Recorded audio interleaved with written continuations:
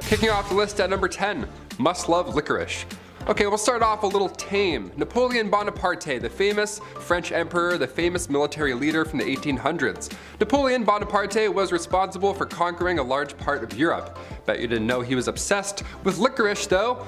Way too much. He would eat this all day, every day. Ugh, it feels gross.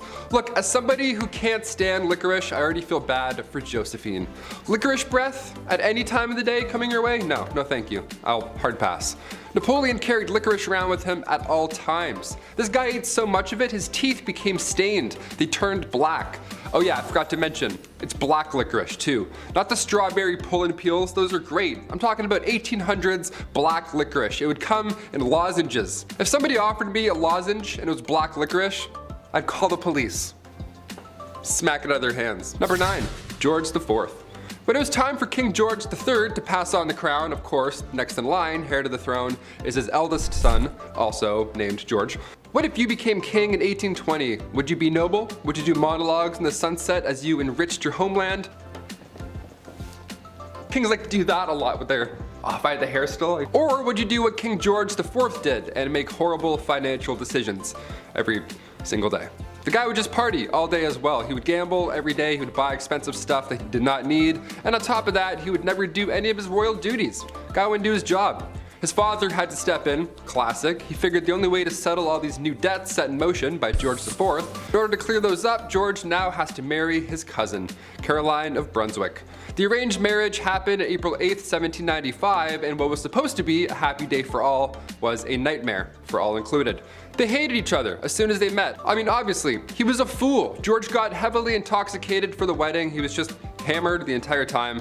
And then 9 months later, almost to the day, they had a child. And then right after that happened, they went their separate ways. So yeah, horribly unhealthy relationship. Once George became king in 1820, he then tried to divorce her. Like, what a fool. Just let it go. Let it all go. Let her go.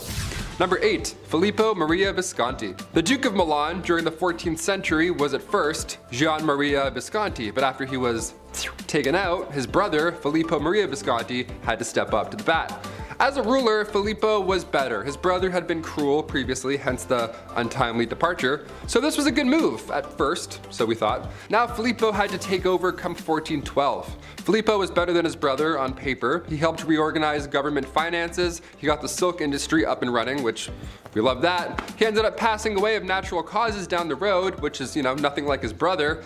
But while he was in power, he never showed his face to anybody, not even people close to him. He hid in his palace most of the time, and it was odd because he thought that he was ugly. That's why he hid his face. Kind of sad, right?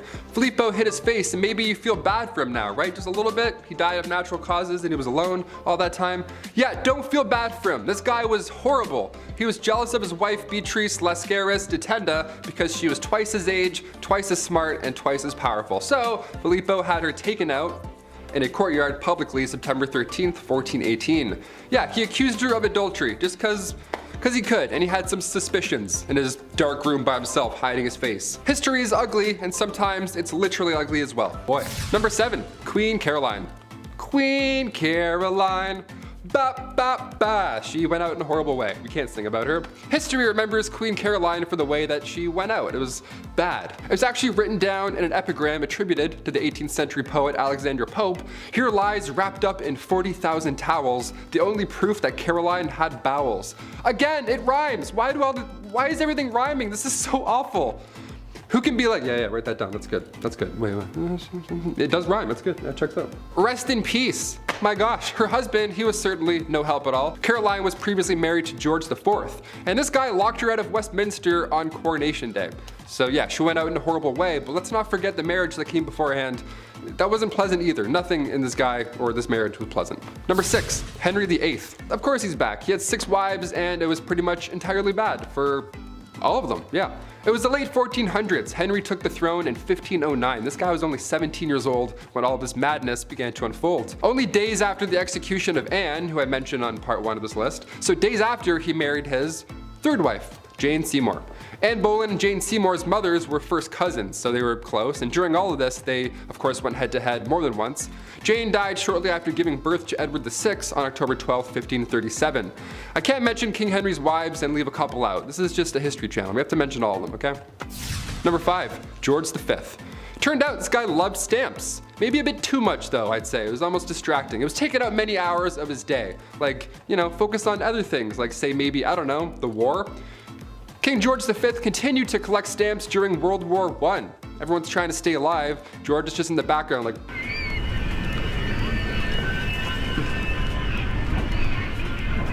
like all collections, they started at an early age. It's now at a point where it's just, past impressive and borderline strange. Especially if you're a royal, like you're really going hard with this. This guy had albums on albums of stamps. He had around 330 albums, each was 60 pages, full of stamps. That's 20,000 pages full of stamps. That's a lot, way too many stamps. So naturally, he was nicknamed the King of Stamps, or rather the King of Philately. That's the official term for collecting stamps. We're historians here, we have to make it official. Back in 1905, he set an all-time stamp record. Ho ho! The most money ever spent on a stamp. This guy dropped like 220,000 on one single stamp. Somebody even asked the prince down the road if he had heard about the fool who had spent 1,400 pounds on a stamp. And he was proud. He was like, oh, that fool? It was I. Number 4. Rudolph II, the Holy Roman Emperor from 1552. He was known as a collector. Yeah, some princes collected stamps, others collect zoo animals. We're all different. Yeah, his castle was home to lions, tigers, and not bears, but orangutans, so good luck getting your 8 hours. He also collected human artifacts, like body parts after they've been, so that's watch your step, I guess. Welcome to MTV Cribs, don't mind the jar of eyes, watch out for the lion's tail, careful. What a mess. He's quite important in history though, I guess. He supported the scientific revolution, and he also poured tons of money into astrology, so next time you read your horoscope, remember it's Bones in the Jar Benny that's responsible for that one. And also, in case you're wondering, yeah, he didn't pay attention to any of his wives or anything like that. He was just, no, jars for me, jars animals, I'm all set. Number 3, Don Carlos. Spanish Crown Prince, the guy who just enjoyed being the worst human alive. Let's talk about him. Back in the mid-1500s, the eldest son to King Philip II of Spain was, yeah, I want to say worse things, but he was just a really bad person. YouTube, he was just a bad guy. Now, it's been noted that he was born with a hunchback and one leg was shorter than the other. Historians like to bring that up first, and how maybe he had the odds against him with these disabilities growing up, and people often feel bad for him a little. To that I say, don't. Nah, don't do it. Don Carlos was made hero of the opera by his dad. Dude was fine. Philip II of Spain? Yeah, he would hurt a lot of people. He would hurt animals and people just for fun. According to historians, Don Carlos once made a cobbler eat a pair of boots because he didn't like how the pair of boots looked. He made somebody eat boots. We're not gonna feel bad for him on Bumblebee today. That's not what we're gonna do. He was also set up to marry Queen Elizabeth of Valois, the eldest daughter of King Henry II, but after a few hours, she was like, no, that's not gonna happen. No way. So she married his father instead. That's what happens. That's what happens when you're... In 1564, a few brides were lined up for Don Carlos. Mary, Queen of Scots, was one of them. Margaret of Valois, we know what happened with her, and Anna of Austria. But his mental conditions grew worse and it went south. Shocker. Number 2, Heart of Glass. King Charles VI, once nicknamed the Beloved and then quickly nicknamed the Mad. What happened? After he became King of France in 1380, he would have these episodes, let's call them. He would believe he was made of glass and he didn't want anybody to touch him. He had this glass delusion, which was surprisingly not uncommon, believe it or not, for this time period. Believing you were made out of glass in some way, shape, or form, be it in your head, butt, shoulders, or back, really spiked around the mid-1400s, and Charles VI, aka Charles the Mad, he wouldn't let anybody, not even his wife, near him at all. I'm not making fun of somebody for having a fear like that. I mean, most likely historians believe he was schizophrenic, so obviously I'm not ripping on that. But Alexandria of Bavaria, another royal who had this glass delusion, she too believed she had swallowed a grand piano made of glass, so she had to enter rooms sideways to avoid it shattering. I don't know what's going on with this glass delusion, but I'm glad it went away. I don't know. And finally, number 1, King George IV.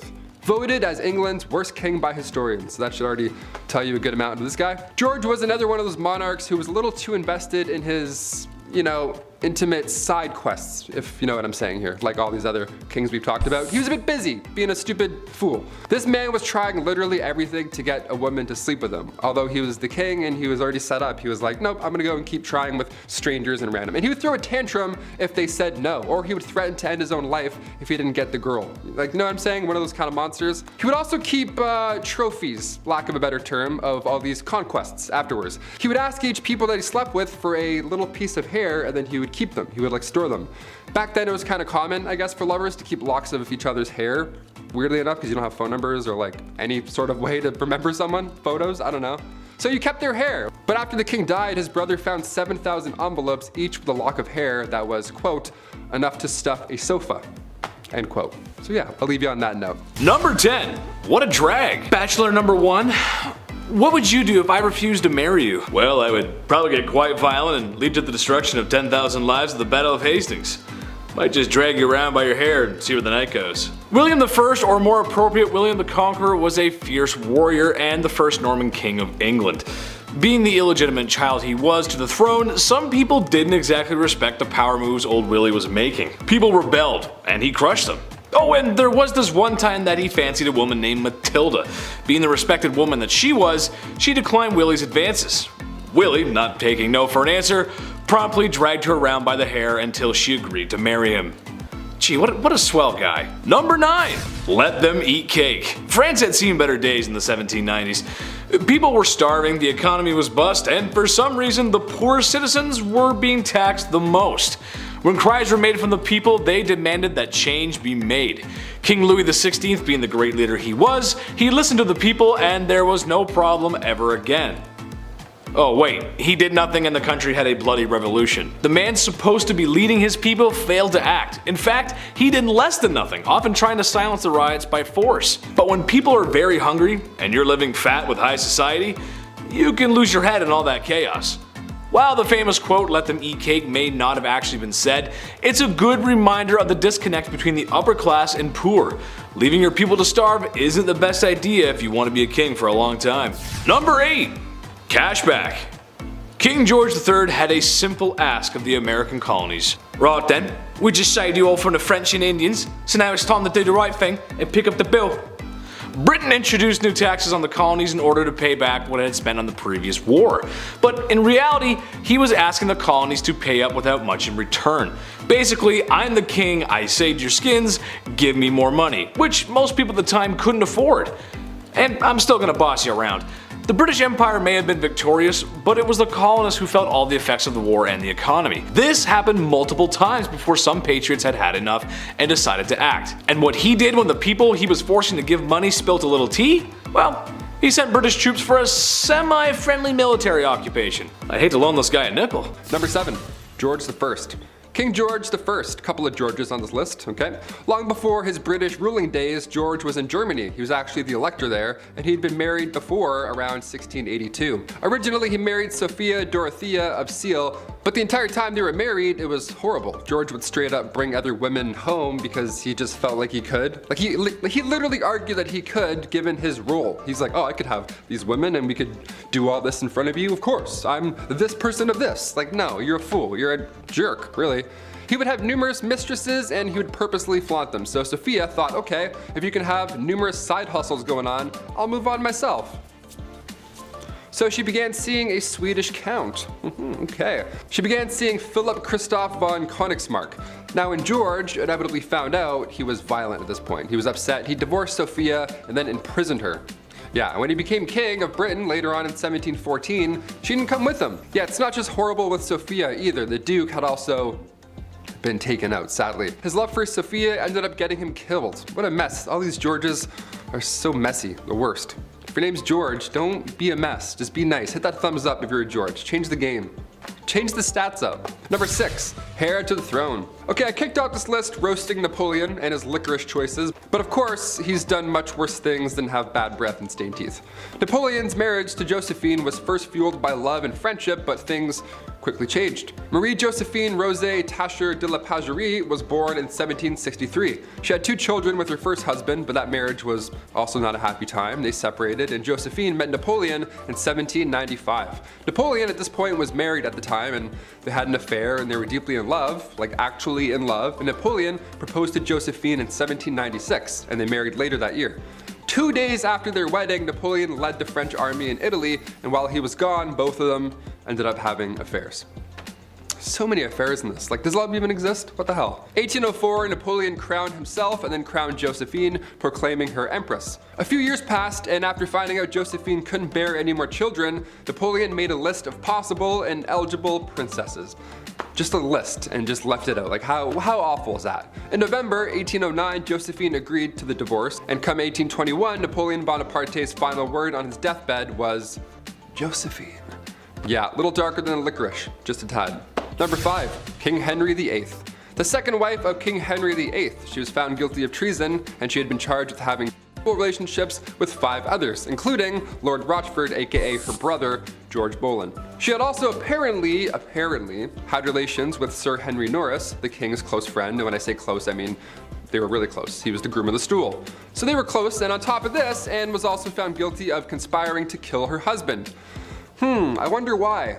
This list will explain a few reasons. Now, it's since been proven that these crimes were a bunch of rubbish. Anne wasn't present when these events even went down. She was still recovering from the birth of her daughter, future Elizabeth I, so there's no way she was fooling around with the groom of the stool in October 1533, Your Honor. All 5 guys involved were executed on Tower Hill May 1536, and then 2 days later, Anne joked about her own little neck before being taken out with the sword herself. Yeah, all dark. There wasn't even a coffin for her burial. Somebody had to get an old elm chest from the Tower Armory. How horrible is that? Number 4, a bit better. Another one of King Henry VIII's wives, Anne of Cleves. Where do we even begin here? This one is, honestly, this one's pretty sad, man. Anne was right in the middle of Henry's wives. She was married to King Henry for 6 months, and it was seen as quite strategic in a way. Henry's chief minister convinced him to marry one of the sisters of Germany's Duke of Cleves, either Anne or Amelia. So in order to decide, King Henry requested that Hans Holbein travel to Cleves to paint a portrait of each sister, and then come back and compare them. This is like the birth of Tinder. I'm not even joking, this is how he did it. This man compared portraits and then chose Anne because every man praiseth her beauty. Yeah, compared her to the silver moon. Yeah, try that on a dating site, write that in. I praiseth thou beauty, madam, to a silver dollar. A silver sea sand dollar shining in the moon. What? I don't know, just click it. Click send, see what happens. Then a treaty was signed. A few weeks later, Anne arrived to England, and Henry was beyond upset because she looked nothing like the portrait, apparently. How horrible is that? You look nothing like this Victorian painting. How dare you? It's 6 a.m. and you've been riding a horse for 4 weeks and you don't look like this Victorian painting? Shame. He tried to stop the wedding, but it was too late at that point, so they had to follow through. And on January 6, 1540, their marriage was official. You can't unswipe this marriage, rich boy. Anne later accepted the divorce gladly and then lived as the king's sister peacefully until her death in 1557. Number 3, Christian VII. Christian, there's an ironic name for what I'm about to tell you. The prince that couldn't keep his hands out of his pants. I don't know how else to say it. Here we go. Christian VII of Denmark. He was a young lad. He was spoiled. He was a little comfortable with his body, maybe too comfortable, and he would often just have his hands in his pants hanging out. He was like one of those, rich king. He was kind of like Joffrey from Game of Thrones. He would just sit back and like suck on candy and stuff and just, fool around. I don't know, it was gross. Middle of dinner, this guy would pass around food to his family with those gross hands. He would alternate hands and pants to handing out food. What a little twerp. Now, it's unknown, but historians believe maybe, just maybe, he was a tad mad. Who's to tell? Either way, don't touch the rye bread, Christian. Thanks. Go wash your hands. Twice. Number 2, King Henry VIII. Again. Of course, we have to talk about Henry VIII again. He's pretty bad, not gonna lie. Henry VIII was King of England from 1509 to 1547. He's been married a handful of times, as we've heard by now, and all of them have went south. When Henry married Catherine, he was 49. She was a few years younger. She was actually a lot younger, classic 1500s. Way too young. And when they got married, Henry was not the same as he was when they had met. He had received a nasty jousting wound, so now he was gravely overweight. He didn't do anything. He just laid around all day and complained. So Catherine, of course, just wanted some, shred of a life, and being again quite young, too young, she decided to look for love. Well, God forbid you try and have a life in the 1500s, because then the young queen was accused of having an affair and was publicly and horribly taken out in the courtyard. And finally, coming in at number 1, Henry II. The relationship between Henry II of England and Eleanor of Aquitaine is pretty memorable. It's memorable in all the wrong ways, of course. When they first met, things were good, dare I say, with both of them. They were both young, and he was going to be king. He was young, king, guy, young man who's going to be king. And Eleanor, she was married, but once she got an annulment, their love was good. Their love was good and young and ready to be young king stuff. After the annulment in 1152, Henry and Eleanor tied the knot officially a couple weeks after. Love moves quickly, apparently. Henry started having affairs, because of course he did. At this point in this list, we're not gasping at affairs, sadly. But come 1173, Eleanor had convinced their sons to go against father. Yeah, Henry didn't take this well, and he had Eleanor locked up for 16 years. He had died, so after that point she had resumed the royal roles, because at this point those two boys had grown up and inherited the throne, Richard and John.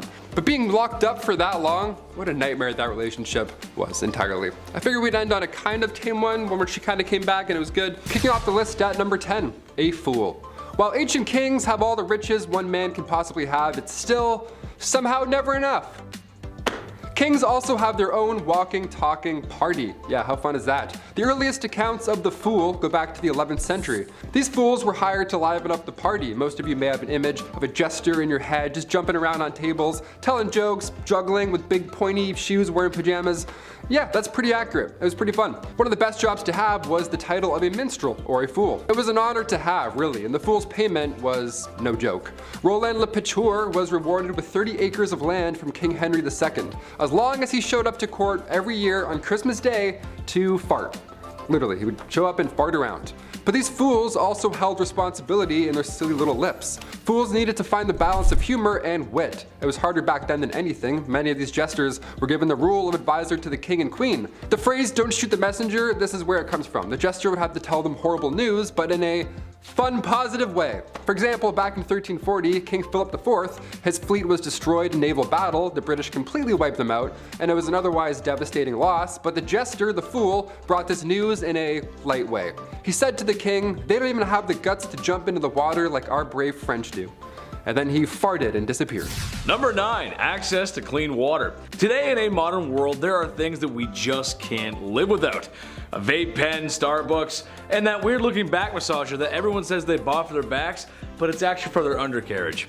Speaking of undercarriages, you don't want to drink from the water from underneath one. Dirty, muddy street water is bad for your health. The ancient kings of old knew this. It was common knowledge that drinking dirty water could lead to you spending more time squatting over a hole than spending time with your family, and nobody wants that. Life for citizens who were not royals could have it pretty rough. Ancient kings had the luxury of having clean water, or somewhat, it's still kinda not so clean, or at least more clean than the commoners. Through methods of fresh spring water, boiling, and even some early filtration methods, they had access to better water that wouldn't make their guts hurt.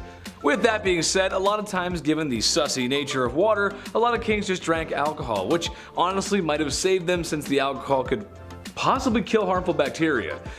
The one time in life that boozing might save your life. Anyone got a beer? Number 8. Ladies first. These ancient kings, they could literally do whatever they wanted. And it's important to note how they would act if they didn't get what they wanted, right? Like George IV of England, he's referred to as England's worst king by historians. Great title, even worse than King Joffrey, what do you know? It's one thing to spiral into debt, that's classic king behavior. MC Hammer went broke, we get it, it happens. But George IV, he was all about the ladies, a little bit too much. All he wanted in life was just to hook up with women, that was it, his only desire in life. And if they weren't interested, George was known to throw fits. He would cry and stomp his feet, literally. You know how those brave and bold kings do. George would offer these ladies money, although they weren't for sale, so that wasn't a great plan and didn't work a lot of the time. And George would go so far to threaten his own well-being if they refused. How terrible is that guy, right? Just imagine that conversation, how insane. What takes this to the absolute next level though is that George would keep a lock of his partner's hair after they had spent the night together. Now I know you're freaking out, maybe you're like, huh? Maybe you just choked on your rye bread sandwich a bit, that's more than fair. At the time, this wasn't abnormal behavior. I mean, you know, lovers would exchange their hair instead of phone numbers, I get it, it's back in the old days. But George, he had a lot of hair. He had like a lot of hair. He had like 7,000 envelopes filled with hair. I'm over here exchanging phone numbers at the club. Like, what am I doing wrong? Am I, doink? Call me, peace. Number 7. Terrible Ivan. He wasn't called Ivan the very friendly and generous and would for sure never cause any harm to anyone ever. He was Ivan the Terrible, and for good reason. His actions are very unholy. Let's start with the fact that he killed his son's pregnant wife. And when his son came to confront dear old dad, his son was struck with a pointed staff, killing him in a fit of rage. A legend tells us that once St. Basil's Cathedral was finished construction, he was so pleased with the architect, to reward him for such magnificent work, Ivan gouged his eyes out so that no one would ever design something so beautiful again.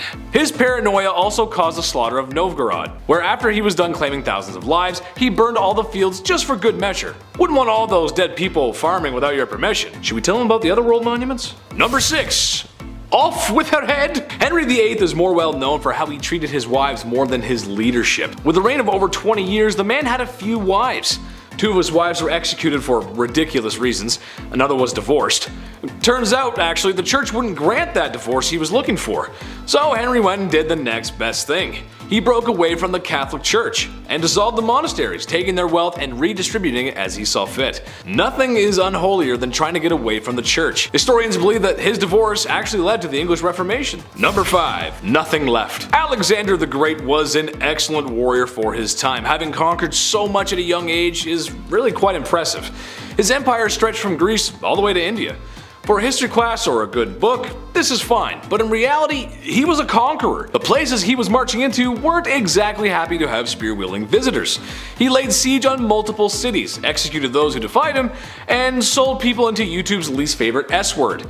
Just about checks off everything a guy needs to be considered a tyrant. History remembers his conquest, but I for sure will not forget how brutal conquerors can really be. Number 4. Chop chop. While Maximilien Robespierre was not a king in the monarch sense, he did hold a lot of political power in France when the political climate was quite messy. Plus, France was at war. But even messier than that is the way he dealt with citizens who were deemed anti-revolution, by sending them to the guillotine. Within a 1-year period, he sent 17,000 people to their dooms via the National Razor, or as it became to be known. He even began practicing deism, something he called the cult of the Supreme Being. And if you know your history, you know that you can't get away with that forever.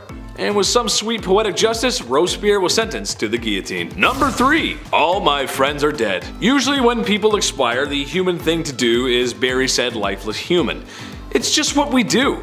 But apparently Ferdinand I of Naples did not get that memo, instead taking a page from Night at the Museum. No, this is not a cute comedy movie starring Ben Stiller, but in reality a complete horrifying nightmare. Ferdinand took the saying, "keep your enemies close," a little too literally, as his favorite form of punishment was to mummify his enemies, which, let's face it, if he's a king, there's gonna be plenty. And he would like to display these mummies in what's probably the coolest place to be if you're into that weird goth stuff. He did keep some alive in the dungeon, but he much preferred his guests embalmed, where he would have them dressed up on display, just as they were before making the mistake of crossing Ferdinand. Now, what's the point of having that hardcore collection if you're not going to show it off? Well, he did. To the people he suspected of treason, which, in a place like that, treason leaves your mind pretty quick. Number 2. Average height for the time. Napoleon Bonaparte was one of the greatest military strategists of his time, maybe of all time. With full support of the French army, Napoleon found himself earning gallant victories one after another, all being accomplished at a very young age. However, after years of great success in multiple wars and kicking a lot of imperial butt, it started to go to his head.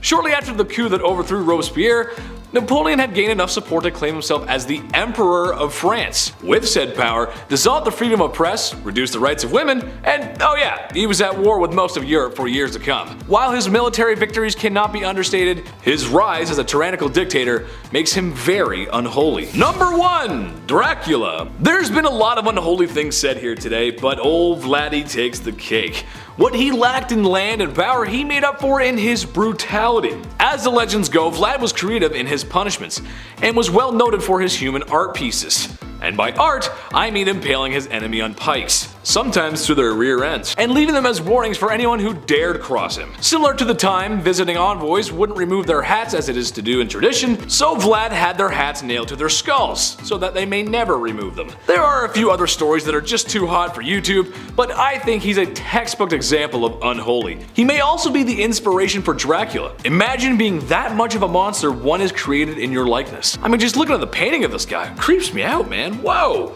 Number 10. King Midas.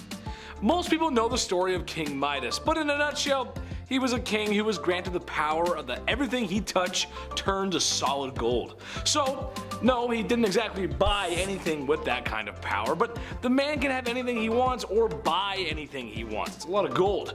This sounds great, but it's really awful for a couple of reasons.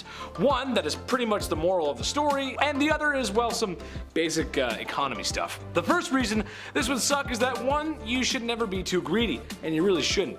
And you should always be careful what you wish for. This blessing quickly turned into a curse as Midas could no longer eat. Which, that's bad. Not eating and everything you touch turn to gold. Ugh, you couldn't hug anybody, it's terrible. The other issue would be his wealth. You'd have to be very careful on how many items you actually touched, as producing too much gold would eventually devalue the price of gold. Especially if you touch a bed or something, that's a lot of gold. Imagine how much a solid gold bed would weigh, or how much that would be worth. So in reality, you would be both starving and poor. Number 9, Mansa Musa. Sort of related to the King Midas issue, Mansa Musa was probably the richest man to ever walk the face of the earth. A king from northern Africa who exploited his country's salt and gold reserves. His estimated wealth today would be around the $400 billion mark. $400 billion US. Ooh, that's a lot of money. Tough to actually measure it exactly because it was from so long ago, but it could be less, and some say it could actually even be more. Mansa Musa went on tour one year to see all the beautiful things he could of the ancient world, and you can't take a little vacation without buying something at the gift shop. Mansa Musa was so rich and spent so much money in a few towns that he visited that he single-handedly upset the economy of those cities. Elon Musk wishes he could. So he basically bought a lot of stuff, and it was unusual because it upset the economy. Like, he destroyed the economy of those towns. That's insane. Number 8. Michael Jackson, the king of pop. Ah, see, I got you. I pulled a sneaky on you. But hey, he's still a king. And maybe he was the biggest celebrity who ever lived. Would Halloween really be Halloween without Thriller? And how could cool guys let you know they were cool in the 80s if they didn't have all that leather jacket and stuff? You wouldn't be able to know. You just wouldn't. Well, maybe some things you don't know about Michael Jackson were his shopping habits. The man loved shopping. And with that kind of money, well, you can do anything. Well, some may remember his chimp, his Neverland mansion complete with carnival rides, an arcade, and even an oxygen chamber in case Darth Vader was coming over to stay the night. However, something very strange the man tried to do was he tried to buy a very strange man himself, or rather his bones. For some reason, Michael had a fascination with the Elephant Man, a man with severe facial deformities and freak show performer from the late 1800s. Michael tried to purchase his remains. That's it. That's the point. He tried to buy him. They wouldn't let him, but he tried. That's a weird thing to buy. Whenever I hit the number, I don't go, hey, 1-800 museum people, someone bring me King Tut. I want it. Number 7, food. Nice. Whether you like it or not, at some point in your life you're gonna have to eat, and if you're like me, that means all the time. Steaks, ribs, beer, Burger King, pizza, pasta, ham, and chicken wings. Nice. It should be no surprise that I like beer and barbecue, and to answer your question, yes, I am the most fun guy to be around at the barbecue. Why? I just like to have fun and I like to eat good food, man. That's just it. Imagine a world, however, where there is no pizza and chicken wings. I know, it's horrible, right? Ugh. Food was always a concern of commoners in ancient times, and as much as I love meat, it wasn't always available. They just didn't live in the industrial agricultural world that we live in today. For Romans, it was a steady diet of breads and nuts, and if they were lucky, maybe some cheese or soup. But for the kings and emperors of old, well, if you feel like vomiting after all you can eat buffets, it makes you feel, some first world kind of guilt, then look no further than ancient kings. Food might be the most excessive way they live, really. All kinds of meats all the time, beer, wine, fresh fruit and vegetables, which for health reasons is pretty huge, and to make them huge, maybe even some desserts. The Egyptians, for example, were known for their sweets. And now I'm hungry. We should go to a banquet together. Number 6, 6,000 knights. Being a medieval knight, obviously, it sounds cool. They have the sword, the horse, the flowing hair, all that good stuff. They're saving the damsel in distress in some sort of tower. Well, no, it actually sucked being a knight at all. First of all, chainmail. You know how heavy chainmail is alone by itself? It's like 55 pounds. All that chainmail underneath your armor, no way. My body, this Q-tip spine would just break in half. No way. I can't even get on a horse wearing jeans and a shirt, let alone chainmail. Being a knight is something that starts when you're 7 years old as well. You gotta start as a little tot, a little royal tot. Then you'd be given to a noble to learn and be wise for 7 years, some, Yoda type scenario. And then at age 14, you become a squire. A knight's intern, not an ideal job to have when you're 14, but if you stick it out, just 7 more years, then you're an official ting ting knight. That's it. But then what? Do kings have 2 knights? Do they have 4 each? Is it like a breakdance squad? Is it like 8s, groups of 8s? Like, how do we do this? Henry II of England could call up to 6,000 knights. This was back in the late 12th century. That's a lot of backup. That's a lot of shiny, majestical backup. My favorite knight still to this day, I don't care, Martin Lawrence. Jamal Skywalker. FBI, what's up? What's happening, y'all? Number 5, big money. This is no surprise to anyone, I'm sure, but back in the day, I'd argue the division between wealth and poor was larger than today. Kings had it all. I mean, if you listen to what Taylor's saying, he knows what he's talking about. Food, water, power, what else is there? Well, how about the coinage to make it all happen? The bread, the guap, the dosh, and my favorite, the cheddar. Yes, that's right, the ancient king's wealth. Whatever they didn't already possess, they could take by force or simply just bought with incalculable riches. With uncalculable riches. So much money. They had so much money. I can't make it clear. They had a lot of money. A great example of this was Mansa Musa, a very wealthy king from the Mali Empire. It's speculated he might have been the wealthiest person to ever walk the face of the earth. Earning his riches through the trading of gold and salt, he decided to show the international community how rich he was, and went on tour, because that's just something you do when you have millions of dollars, I guess. Where in multiple cities he spent and gave away so much gold that it upset the city's economies. That is a big flex. Okay. Donald Trump might have hotels, but Mansa Musa has everything else. It's kind of like Monopoly when one player has a boatload of cash and they go from one good property to the next. So even if they land on something, they got all the cold hard cash to deal with it. Plus, they also have some good property and they just make it back every turn anyway. I'm fed up with Monopoly. Number 4, king of castles. King Ludwig II had numerous castles built to resemble fairy tale castles.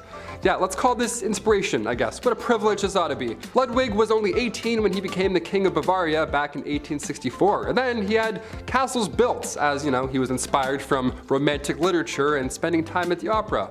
You hear that, Andrew? He was inspired after the opera. What a poet. It's crazy. Crazy. Must be nice, right? King Ludwig II would spend his nights in one castle, looking through his fancy telescope, admiring the next castle being built. What? He even freestyled the castle as well. Yeah, just 4 years in, the guy designed his own majestical castle. To this day, it's one of the most photographed places in the world, so clearly he did something right. Neuschwanstein Castle, literal fairy tale, there we go. Meanwhile, I'm over here making castles in Minecraft. Still fun, we'll take it. Number 3, jousting. First there is bread, and then there is wine, and then there is entertainment. You can't tell me while a delicious plate of nachos dances like a ballerina in your microwave, you didn't pull up some super cool content to watch on your phone. Maybe featuring a large, kinda funny comedian, and maybe also featuring a super handsome, tall, funny comedian with a neck thing, I don't know. Kings of ye olde times did not possess the power of the internet or watching fail videos, so watching combat sports was the next best thing. Oh, what's that I hear? Watching the sport isn't enough?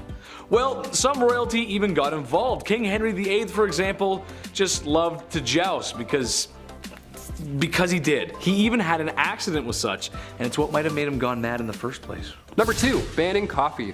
This is the worst of the worst, people. Here we go. Murad IV, Sultan of the Ottoman Empire, the guy banned coffee. What a monster. I would be asleep right now if coffee wasn't a thing. He was born in 1612, and for the most part, his mother was ruling through him because he was so young and all. But when he got a little older, he got a little wiser, he put forth these laws, punishable by death, may I add, in order to get things back on track. That was the key. The guy banned coffee, tobacco, and alcohol. What a fun guy.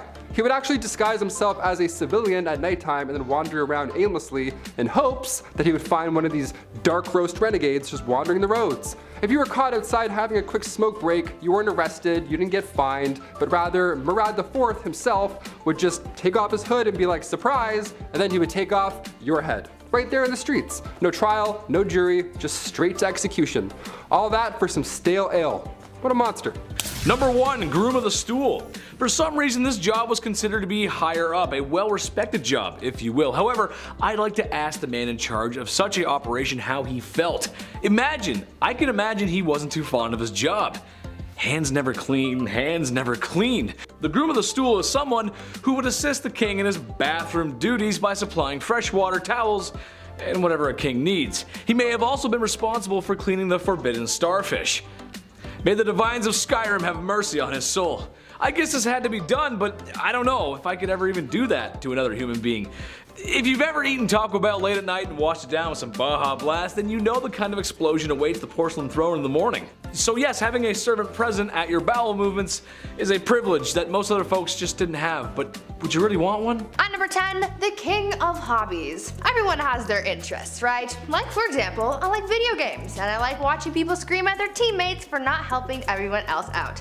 I'm looking at you, Blake. For kings back in the day, they didn't have people on Rocket League to scream at, so they had to find other interests. For Tsar Peter the Great, he had a lot of interests, and they were all very bizarre. Firstly, he had an obsession with short people, especially dwarves. To him, they were like his real-life dolls or something, and he would hold weddings for them and even hold lavish funerals, complete with small horses pulling a small coffin on a carriage and even a very short priest to hold the ceremony. But other than this obsession with short people, he also dabbled a bit in medicine. He liked watching surgeries be performed like he was trying to be on Grey's Anatomy or something, but when watching the surgeries just wasn't enough for him, he would sometimes perform them himself. Now remember, he's not a doctor, so it's no surprise to learn that these surgeries rarely ever went well and people died. I certainly wouldn't trust him to give me any kind of surgery, but he was a king so he could do whatever he wanted. Peter the Great also loved dentistry. It is said that if you wanted to get all buddy-buddy with the king, all you had to do was let him pull your tooth. Sounds like the guy was one heartbreak away from starting his own medical drama, but in the worst way.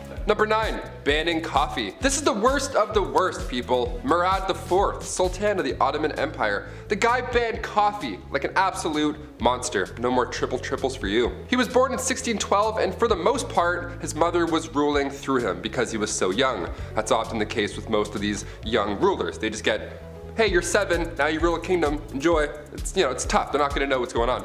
But when he got a little bit older, he put forth these laws, punishable by death, might I add, in order to get things back on track. That was the key. He banned coffee, tobacco, and alcohol. He would actually disguise himself as a civilian during the nighttime and would wander around aimlessly in hopes that he would find one of these dark roast renegades. If you were caught outside having a quick smoke break, you weren't arrested, you didn't get fined, but rather Murad IV himself would take your head off right there in the streets. No trial, no jury, just straight to execution. All because you're drinking a Bud Light Lime.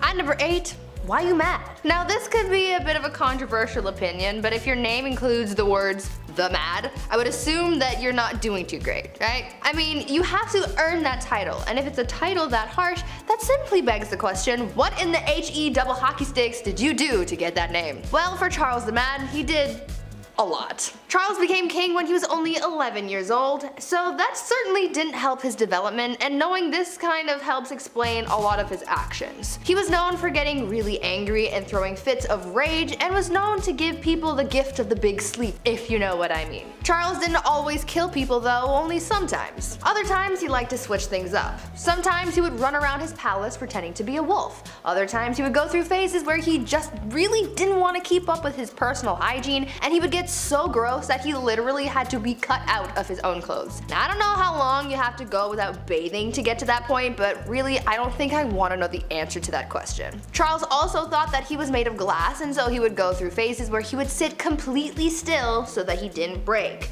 Kind of like Drax from Guardians of the Galaxy, but not as, extraterrestrial. Well, maybe he was. That honestly would explain a lot. Number 7, Elvis Presley. Lots of similarities today. Elvis Presley, before Michael Jackson, he was probably the most famous person to ever exist. The king of rock and roll, baby, that's right. All I'll say is phone your grandma and ask her how she feels about him. She probably says she loves his music and those gyrating hips. At the time, it was pretty controversial. Boy, only if they knew what was going on today. Whew. Sorry 50s atomic families. Well, being that Elvis Presley was the king and the first celebrity to be idolized the way we do with modern celebrities, he became quite wealthy. Well, with all that money, he bought some weird things, including a chimp. Everyone's buying a monkey, they want a zoo, I don't know. A mansion property he named Graceland, a pink Cadillac for his mother, and strangely enough, he bought FDR's yacht. Yeah, what? That's so weird. Good president, sure, but does it really have room for a monkey in a pink Cadillac? I don't know. Number 6, French royalty. This one is more about Marie Antoinette and King Louis XVI. It's kind of like a two-pack, kind of like a couple, but trust me, it all makes sense in the end. Again, anything they bought, it was probably the king's wallet, wasn't it? Okay, so when your country is starving, demanding more rights, and in general, life really sucks, what's the next best thing you do? Buy a $12 million necklace. Yeah, right, okay, I've said that before, sure. Okay, Chad, what else? Continue to live your opulent life on the king's and people's dimes. Sure, why not? It makes sense, okay. I'm talking too much. Well, something I learned today and something that Taylor showed me is that I guess the last queen of France was a little lonely. So what did King Louis do to fix this? Spend more time with her? Nay. Buy her a new dog? Nay, sir and madams. He had her pug from Austria imported to the country. And anyone can tell you that when something is imported, you are going to be dishing out a few more dosh. Yes, that's right. They imported her pug from Austria. Imagine how that sounds when your house is literally falling apart, you're starving, and you pay the most taxes.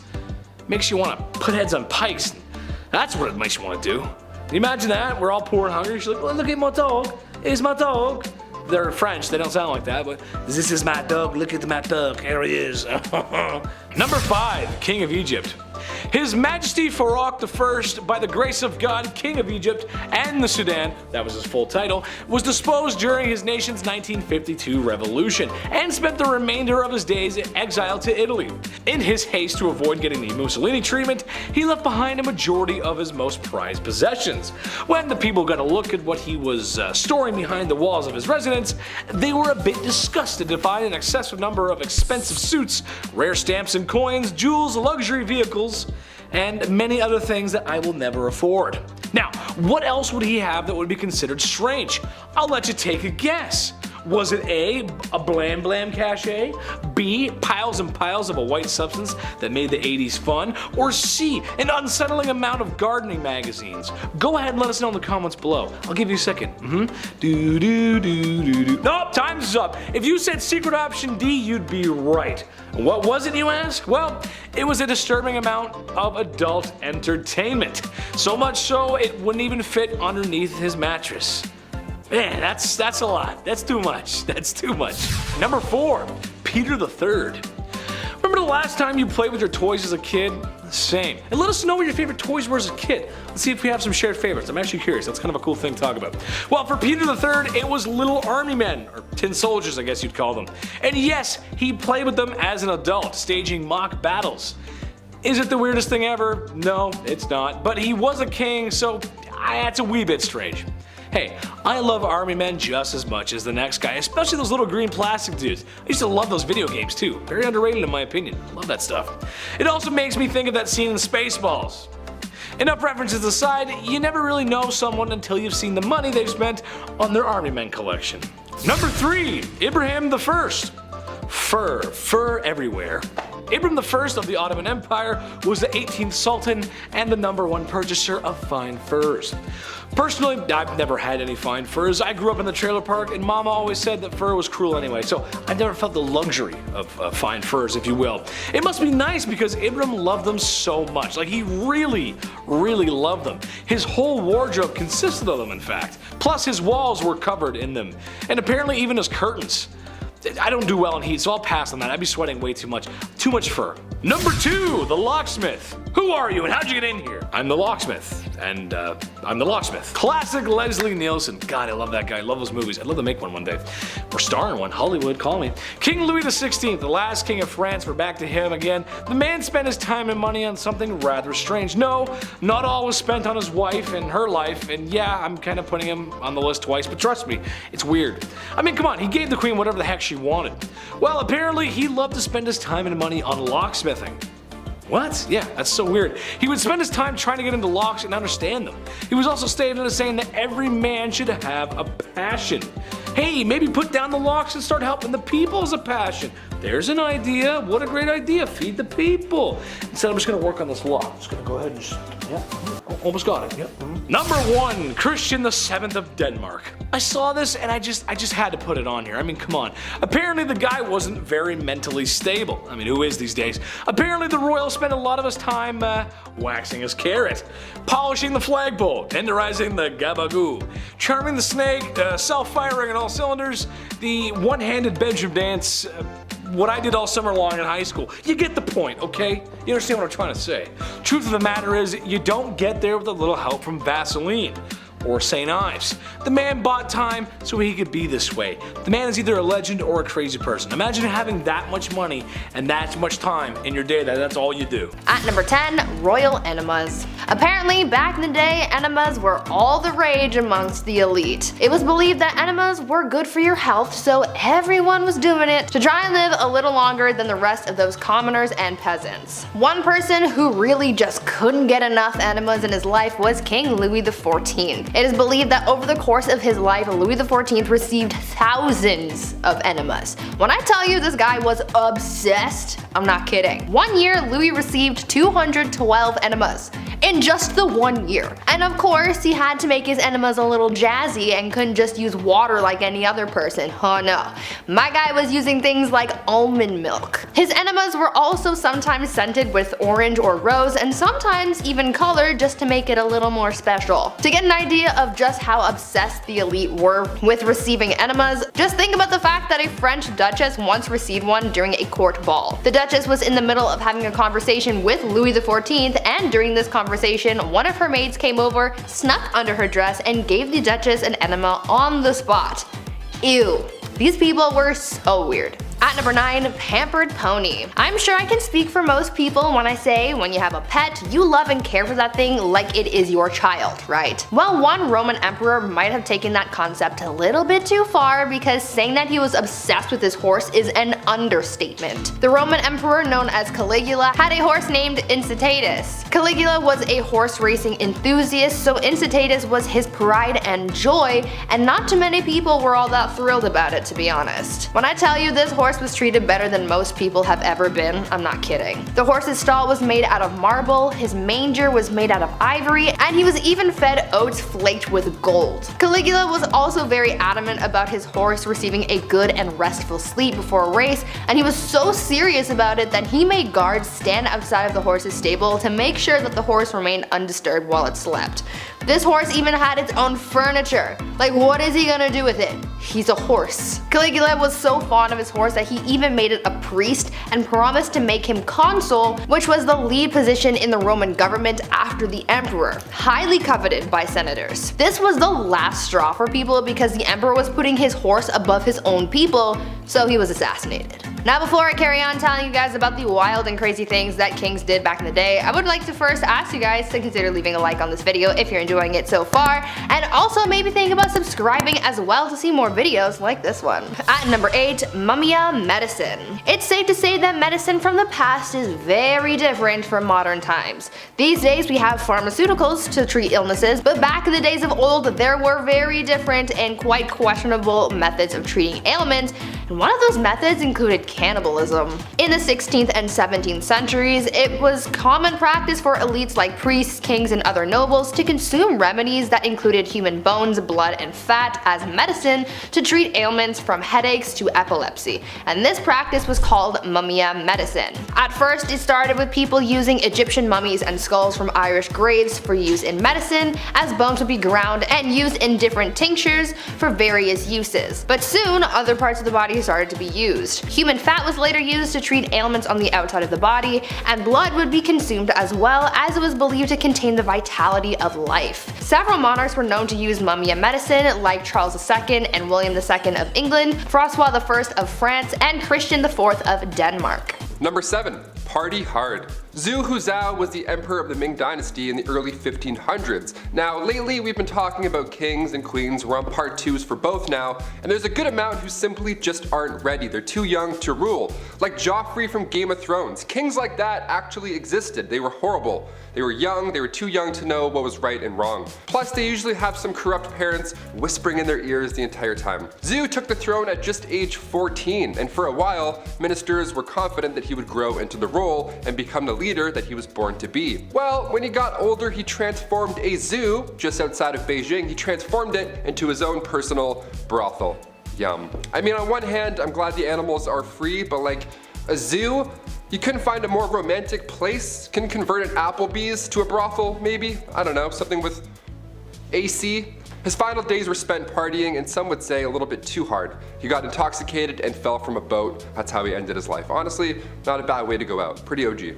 At number 6, love game. A lot of kings and queens throughout history have been known to engage in the horizontal hustle a lot. I mean, when you're a ruler of a kingdom, you don't really have much to do in your spare time, so what else are you gonna do? Play a board game? No. These monarchs were getting busy all the time, but there was one king who was just so obsessed with getting a good old pickle tickle that it just became his whole personality. King Philip V was known to be a nymphomaniac, and he liked doing the deed a lot, but because at the time, the Catholic Church said that having sexy time with anyone but your spouse was a sin, the king and his wife were getting busy all the time. Eventually, his first wife caught on to how to use this to her advantage, and she would often refuse to sleep with him until she got her way with anything she suggested or demanded from him. You would think that he would catch on to this game, but maybe his urges were just so strong because he always caved and gave her what he wanted. Obviously, this man did not follow Hoodville. Absolutely not. Just to give you guys an idea of how obsessed this guy was, when his wife was on her deathbed, before she went he literally tried to get one last bang in. On her deathbed. Like, dude, not the time. Number 5, George V.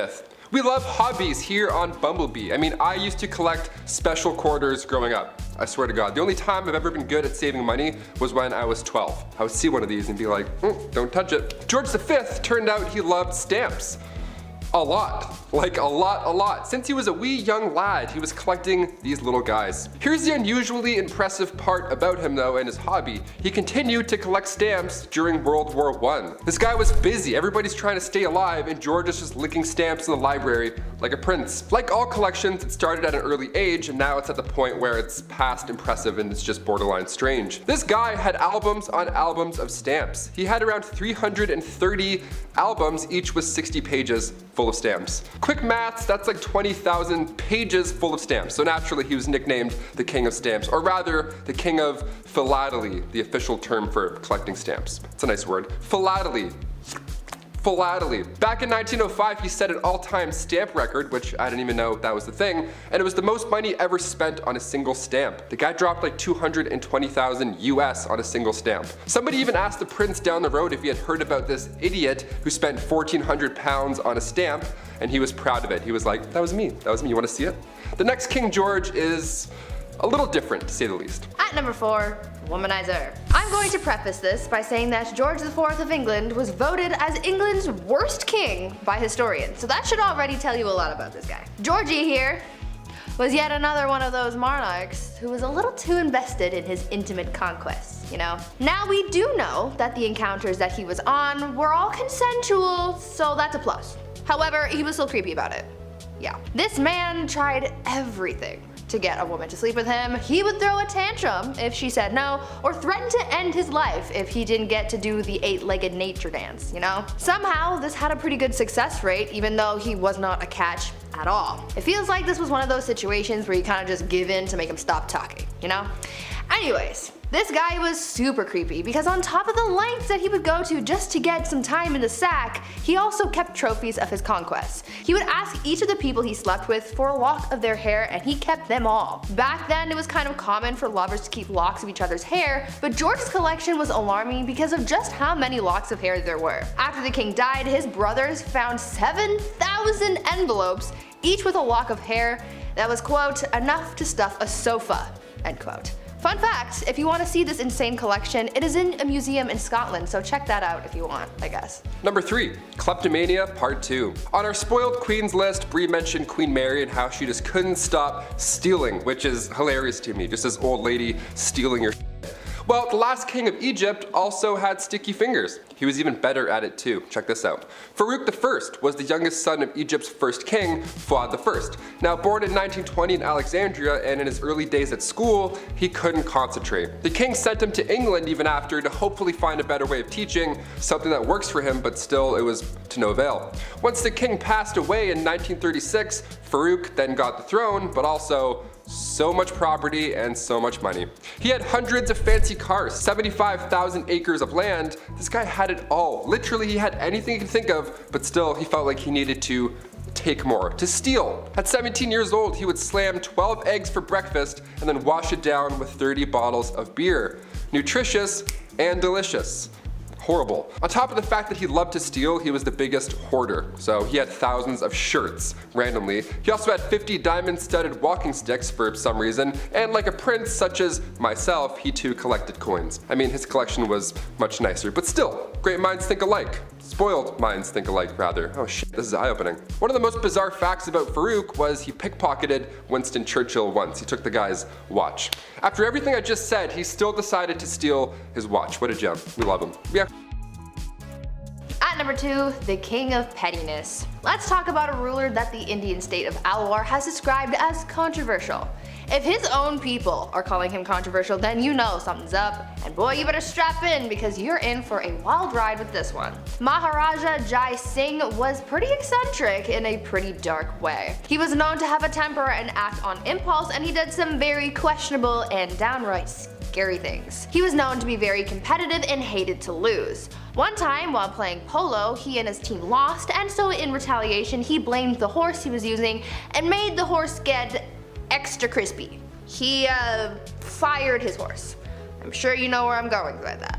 If not, use your noodle, I don't know. Unfortunately, the cruelty towards living things didn't stop at animals, and he was also known to kidnap women from the streets and go all criminal minds on them. On a slightly lighter note, though, the Maharaja was also known to be very petty. Once he went into a Rolls-Royce dealership, and the person working there thought that he was broke and ignored him. Thinking that this was insanely rude, he bought 7 Rolls-Royces, sent them back to India, and used them to pick up garbage. This guy was really just doing the absolute most. And coming in at our number 1 spot, King Ludwig II. Home renovation shows rock my world. I can watch, love it, or list it for months at a time.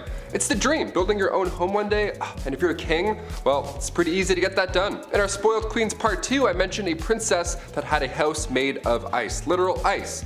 Well, King Ludwig II had numerous castles built to resemble fairy tales.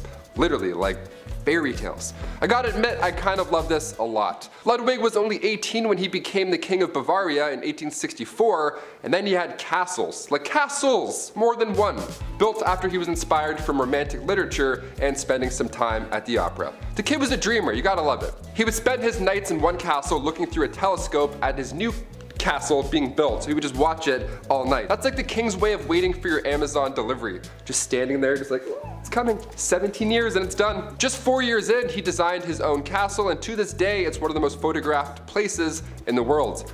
Neuschwanstein Castle. Go check it out. It's literally a paradise. Number 10, John Wayne Gacy. Surprisingly, the reason why he is on number 10 isn't for his crimes, as heinous and disgusting as they were.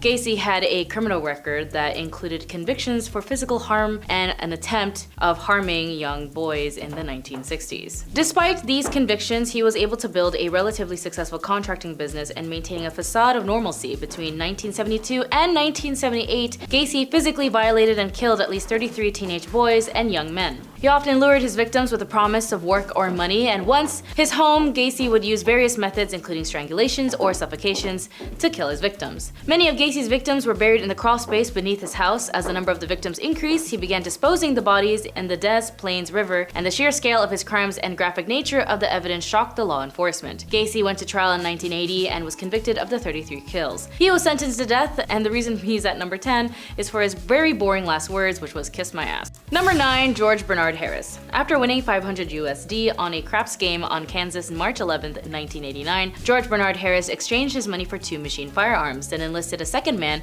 to hold them for safekeeping.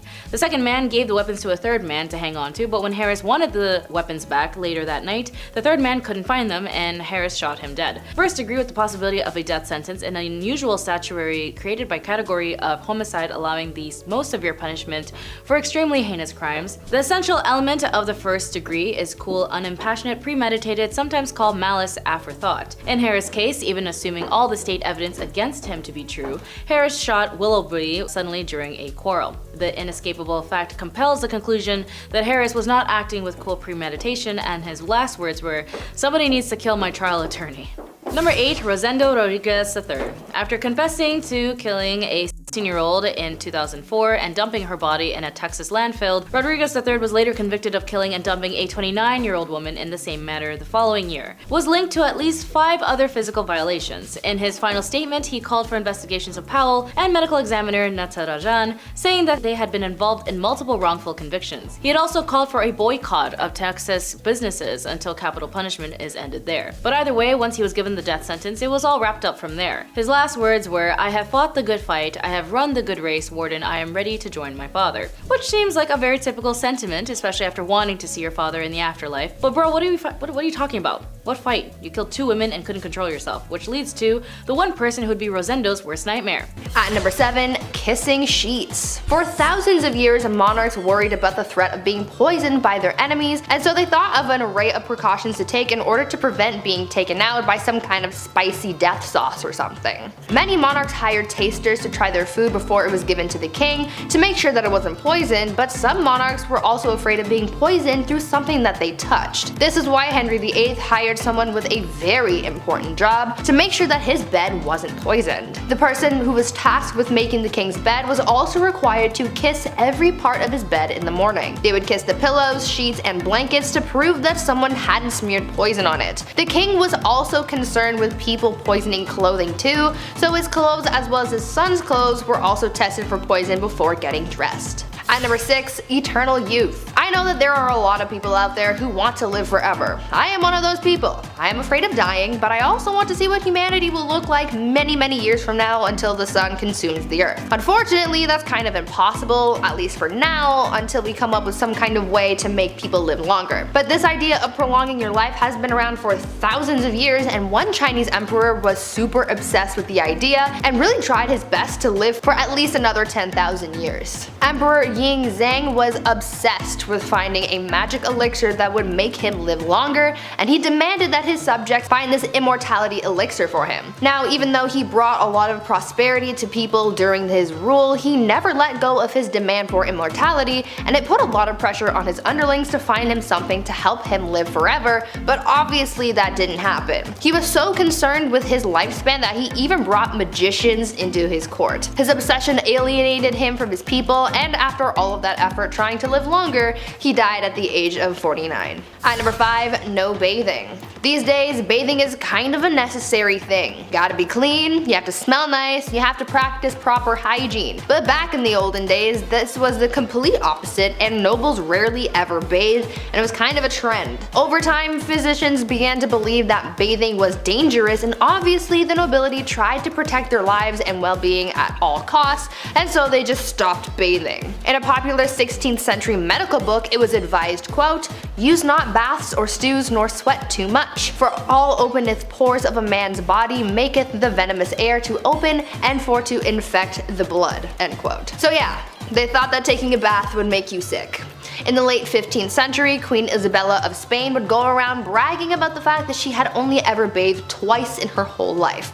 Weird flex, but okay. King James IV apparently never bathed, and his hygiene was so bad that he passed on lice to other people who went into a room that was frequented by the king. He also never washed his hands before eating and would just rub his fingers with the wet end of a napkin. These people were gross. At number 4, prankster king. You know that you're a spoiled king when you can pull pranks on people constantly and never have anyone try and stop you or fight back. This was basically the life of King Christian VII of Denmark, who was known for being pretty childish and playing pranks on people his whole life. He was a troublemaker through and through. He was known to play pranks on his grandmother by putting pins in her throne, and he would throw things at her, and he even ran through the streets with his friend and his mistress, destroying shops and patronizing brothels. He even made his own torture rack, had himself tied to it, and flogged. Why? I have an idea, but I don't want to think about that one too hard. One of the other weird things that he was known to do was leapfrog over dignitaries when they would bow to him. This guy was really quite immature. At number 3, saints in bed. I understand the desire to feel protected by whatever gods or saints you might believe in. That's one of the whole points of religion. However, I think some people can take that idea a little bit too far, and by some people I mean the Spanish royal family. These guys took religion very seriously, and they believed that following religion heavily would allow God to heal them when they were sick. So, when a member of the royal family was ill, doctors would remove body parts or even entire corpses of saints from churches and monasteries and would put them in bed with the person who was ill. Yeah, they slept with the corpses of dead saints to be healed of their sickness. Could you imagine if that was still how medicine was practiced today?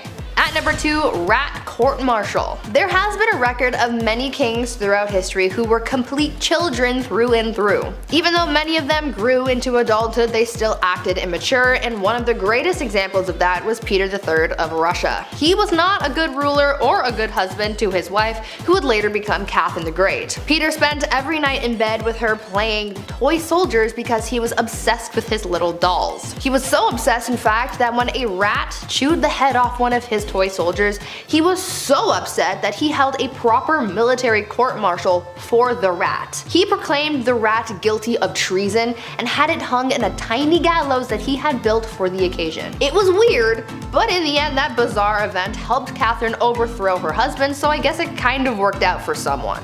And finally, at number 1, groom of the stool. Guys, I found the worst job in history. You think working at the 1-star Domino's Pizza in your neighborhood is bad?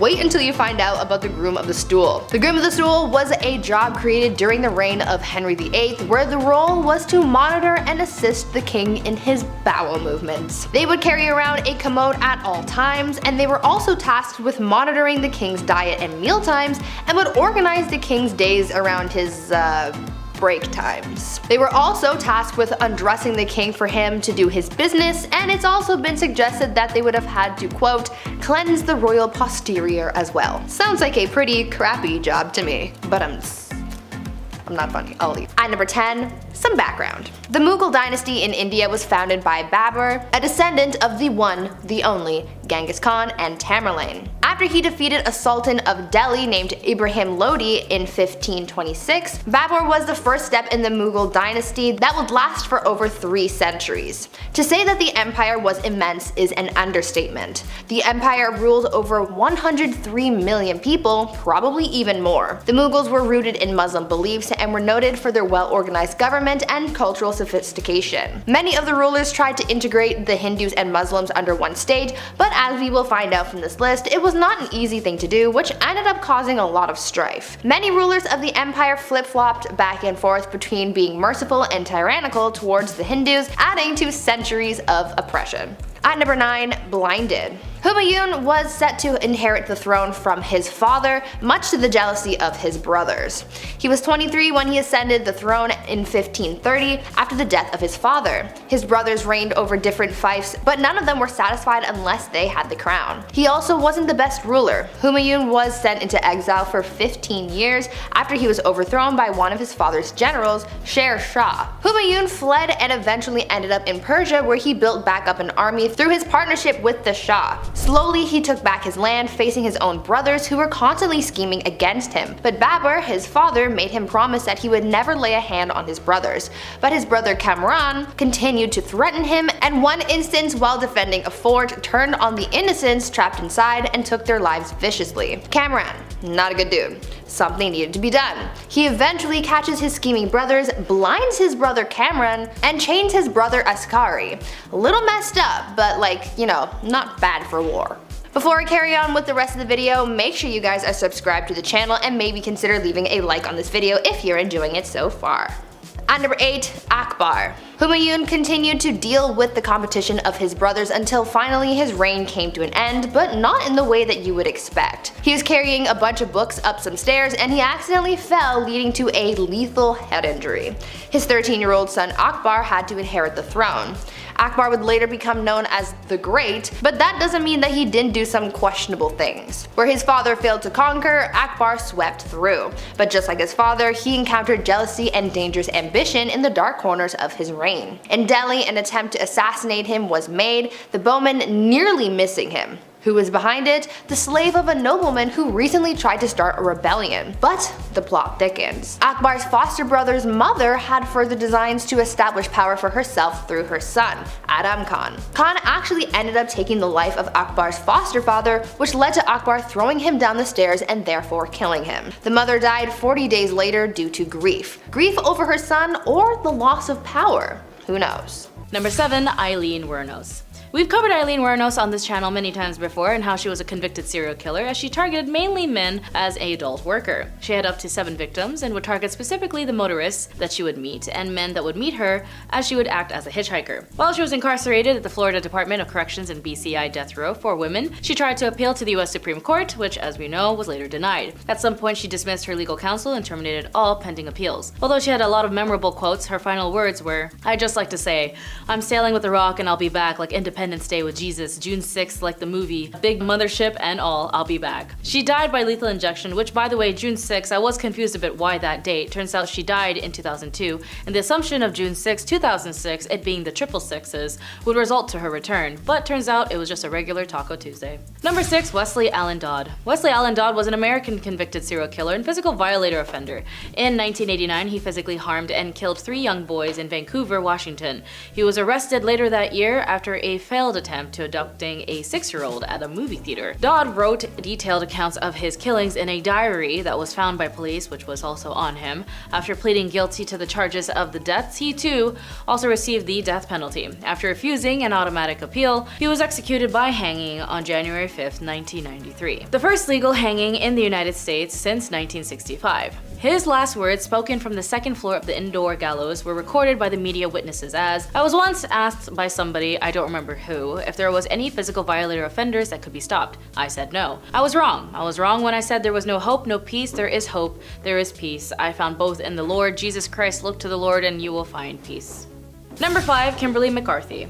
Kimberly McGale McCarthy was an American death row inmate and suspected serial killer who convicted and sentenced to the death of the 1997 death of her neighbor, 71-year-old retired college professor Dorothy Booth, in her Lancaster, Texas home during a robbery. She was a suspect in the death of 2 other elderly Texas women for which she never actually tried, and after her final federal appeal was denied in July 2012, McCarthy's execution date was set for January 29, 2013. On June 26, 2013, McCarthy was executed by the state of Texas by lethal injection, becoming the 500th person to be executed by the state of Texas by that method. Her last words were, "This is not a loss, this is a win. You know where I'm going home to be with Jesus. Keep the faith, I love you all." Number 4, Ted Bundy. Although he had different types of victims as well as primarily had these traits, the exact number of Bundy's victims is unknown, but the estimate range goes from 30 to over 100. His crimes occurred across several states including Washington, Oregon, Utah, and Colorado. Bundy was apprehended multiple times but managed to escape custody twice. His first escaped occurrence in Aspen, Colorado in 1977, and his second escape took place in December 1977 from a Colorado jail. During these escapes, he committed additional deaths, and in 1979, Bundy was convicted of numerous charges, including these deaths, kidnapping, and burglary. He received death sentences for his crimes, and despite multiple appeals and efforts to delay his execution, Bundy was eventually executed by the electric chair at Florida State Prison. A lot of the people know that it wasn't just Ted who was charming, he wasn't. It was just the fact that he was good at manipulating people by the means of using tactics of helplessness. He confessed to 30 killings before being executed in Florida's electric chair on January 24th, 1989. His last words were, "I'd like to give you my love to my family and friends." Number 3, Albert Fish. Albert Fish, you'll realize that this guy was not only insane and absolutely horrendous, he was also disgusting and horrible. Albert Fish was executed at Sing Sing Prison in New York. The Moon Maniac was known as America's most notorious and disturbed killers. He was an American serial killer, physical violator, harmed minors, and a cannibal who committed at least 3 child deaths from July 1924 to June 1928. He was also known as the Gray Man, the Werewolf of Wisteria, and Brooklyn's Vampire and Moon Maniac, and the Boogeyman. However, authorities believe that Fish killed as many as 10 minors and then ate their remains. Fish once boasted that he had in every state, and at one time his number of victims were up to 100. However, it is not known whether he was referring to the physical harms or eating people, nor is it known if the statement was truthful. At his trial, the jury concluded that he was insane, but that he should die anyway, and so his last words were, "I don't know why I'm here." Honestly, yeah, why? But when Fish was saying this, he didn't know why he was here. He was actually not referring to just the execution room. He meant why was he on this earth. He generally asked why somebody like him would be created and allowed to live, why his life had been nothing but trauma and harm, given and taken. It wasn't confusion, it was a final wail, a cry for purpose that he was never given, and another disbelief at the abomination that his life was. Number 2, Peter Kürten. A man who was notorious for physically violating and killing about 60 people. He was known to have drunk the blood of at least one of his victims, earned him the nickname the Vampire of Dusseldorf. Dusseldorf. For his heinous crimes, mostly against minors, he was executed by guillotine on July 2nd, 1931, and before he died, he confessed to nearly 70 other crimes, including physical violations, arsons, and killings. So monstrous was Curitin's actions that the scientists split his head open and dissected his brain, searching for an anatomical abnormality to explain such evil, and they found nothing. Physically, Curitin appeared just to be as ordinary as any other person. Apparently, when they did split his head and mummified it, they actually showcased it at Ripley's, which we won't show, but you can Google if you want. His last words were, "Tell me, after my head has been chopped off, will I still be able to hear, at least for a moment, the sound of my own blood gushing from the stump of my neck? That will be a pleasure to end all pleasures." Right, alright, weirdo. Number 1, Robert Alton Harris. And for the top quote, that, if I'm honest, he had a point. He was an American car thief, burglar, kidnapper, and killer who was executed at San Quentin State Prison in 1992 for the 1978 deaths of 2 teenage boys in San Diego, Robert Alton Harris. His execution was the first in the state of California since 1967, and although his crime isn't as unique and definitely a part of history's unnecessary act of humankind, he was also more noted for his final words. His final words were, "You can be a king or a street sweeper, but everyone dances with the Grim Reaper." His words were actually based on the 1991 film Bill and Ted's Bogus Journey, a film sequel to Bill and Ted's Excellent Adventure, where the main protagonists die and are found having to gamble with death in the afterlife to get back on Earth. To Robert, maybe he thought like the movie he could cheat his way around death and come back, but I don't think so. But catch you later, Robert Alton Harris. Number 10. No one's ever really gone. You may have heard that said when losing a family member, a pet, or in the worst Star Wars movies ever made. Sorry, not sorry Disney, those are terrible. But perhaps there is someone who is never really gone. Genghis Khan. Yes, that's right. The ruthless Mongol warrior who conquered so much in his time that we're still talking about it today. So why is this big bad warrior still with us today? Well, that's because of DNA. Yeah, in his time there was lots of activities going on, besides the usual pillaging the village and unaliving those who oppose you. There were a lot of happy endings, let's say, and by that I mean forced non-YouTube friendly conduct bedroom happy endings. So much so that when a study was conducted back in 2003, 8% of men in Asia were thought to be descendants of the mighty man himself. 0.5% worldwide. That doesn't sound like a lot, but we're talking about millions of people here. Next time you go out, you may be brushing shoulders with the warrior's kin. Prepare for battle! Number 9. Henry again? Boy, it's really hard not to talk about this guy. But dude was kinda down bad for it.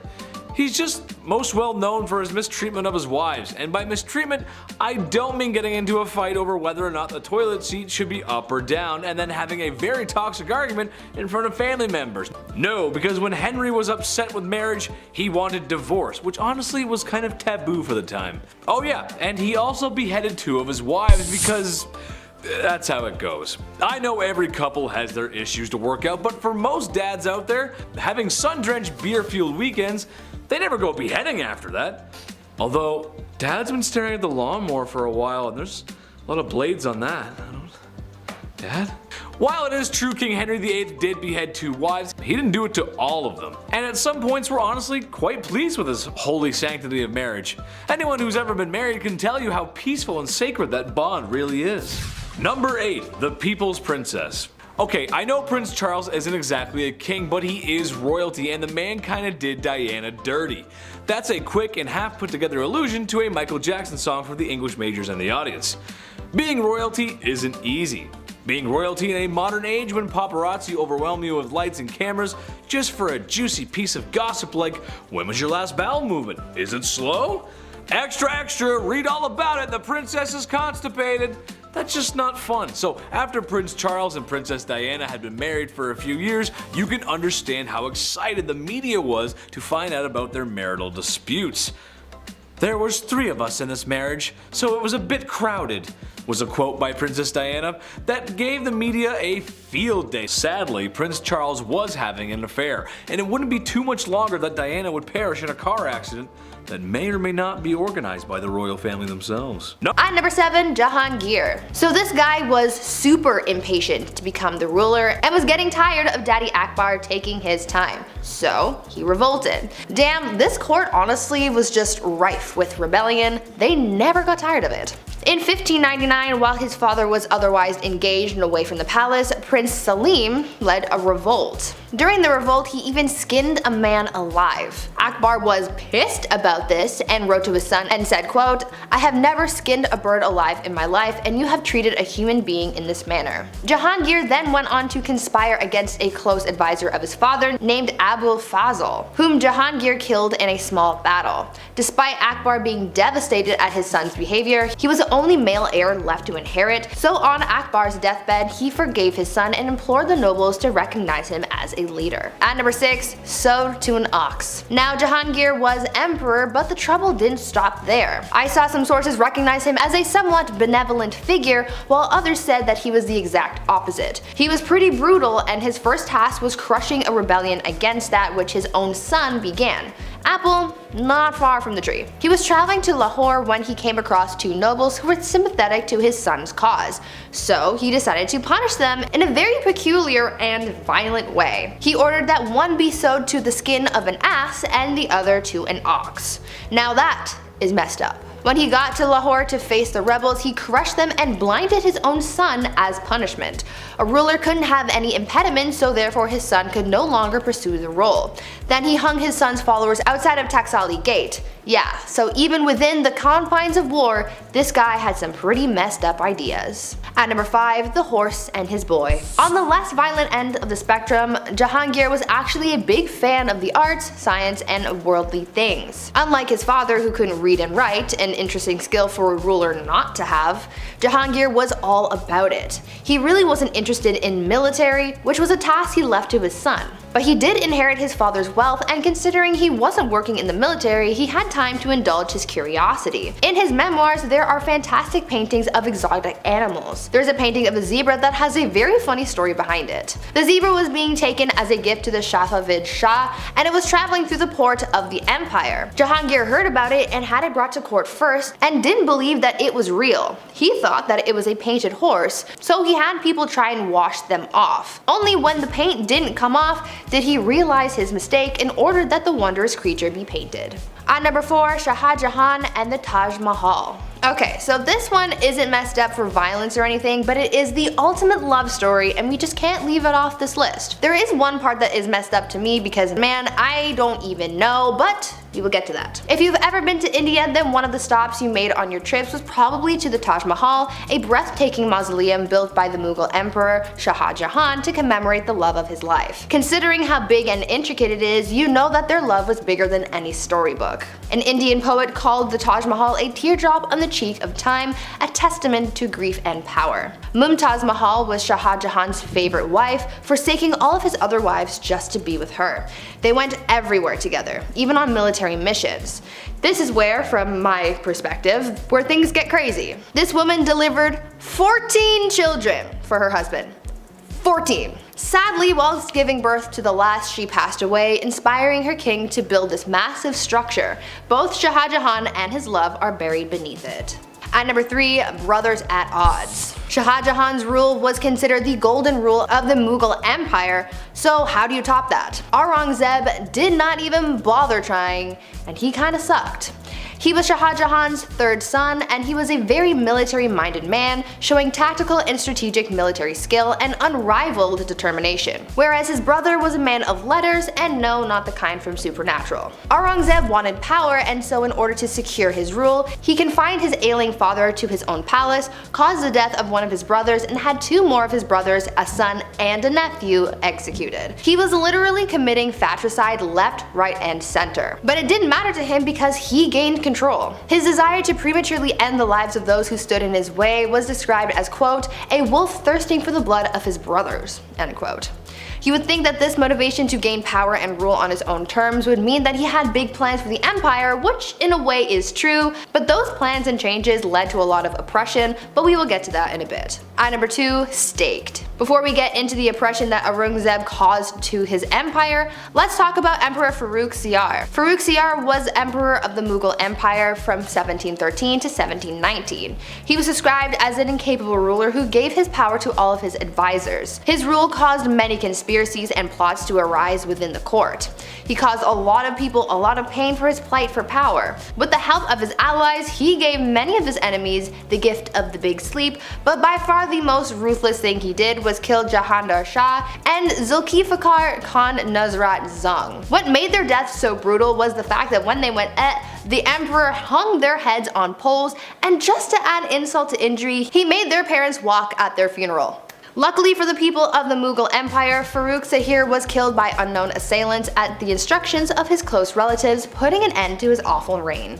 And finally, at number 1, the Great Oppressor. Aurangzeb's rule sort of had 2 chapters to it. At first, Aurangzeb was a capable ruler of a mixed Muslim-Hindu empire who was feared yet respected for his vigor and skill, but around 1680, Aurangzeb's rule changed drastically in both policy and attitude. His once unified people of both Muslims and Hindus broke apart, and people of Hindu faith became subordinates, not colleagues. On top of that, Aurangzeb added some more oppression to the mix and not only destroyed Hindu temples, but he also reimposed the jizya tax on non-Muslims, after the tax was initially banned by Emperor Akbar. For the first 20 years of Aurangzeb's rule, he did not impose a tax, but all of a sudden he started demanding these payments, and historians believe that Hindu uprisings are what caused the emperor to act harshly towards the non-Muslim population. This discrimination caused a revolt to unfold that Aurangzeb's third son supported. Aurangzeb spent his last 50 years taking his aggressions out on the Hindus in the empire, and it's for this reason that he is remembered by many as a tyrant. Number 10, the Young Tsar.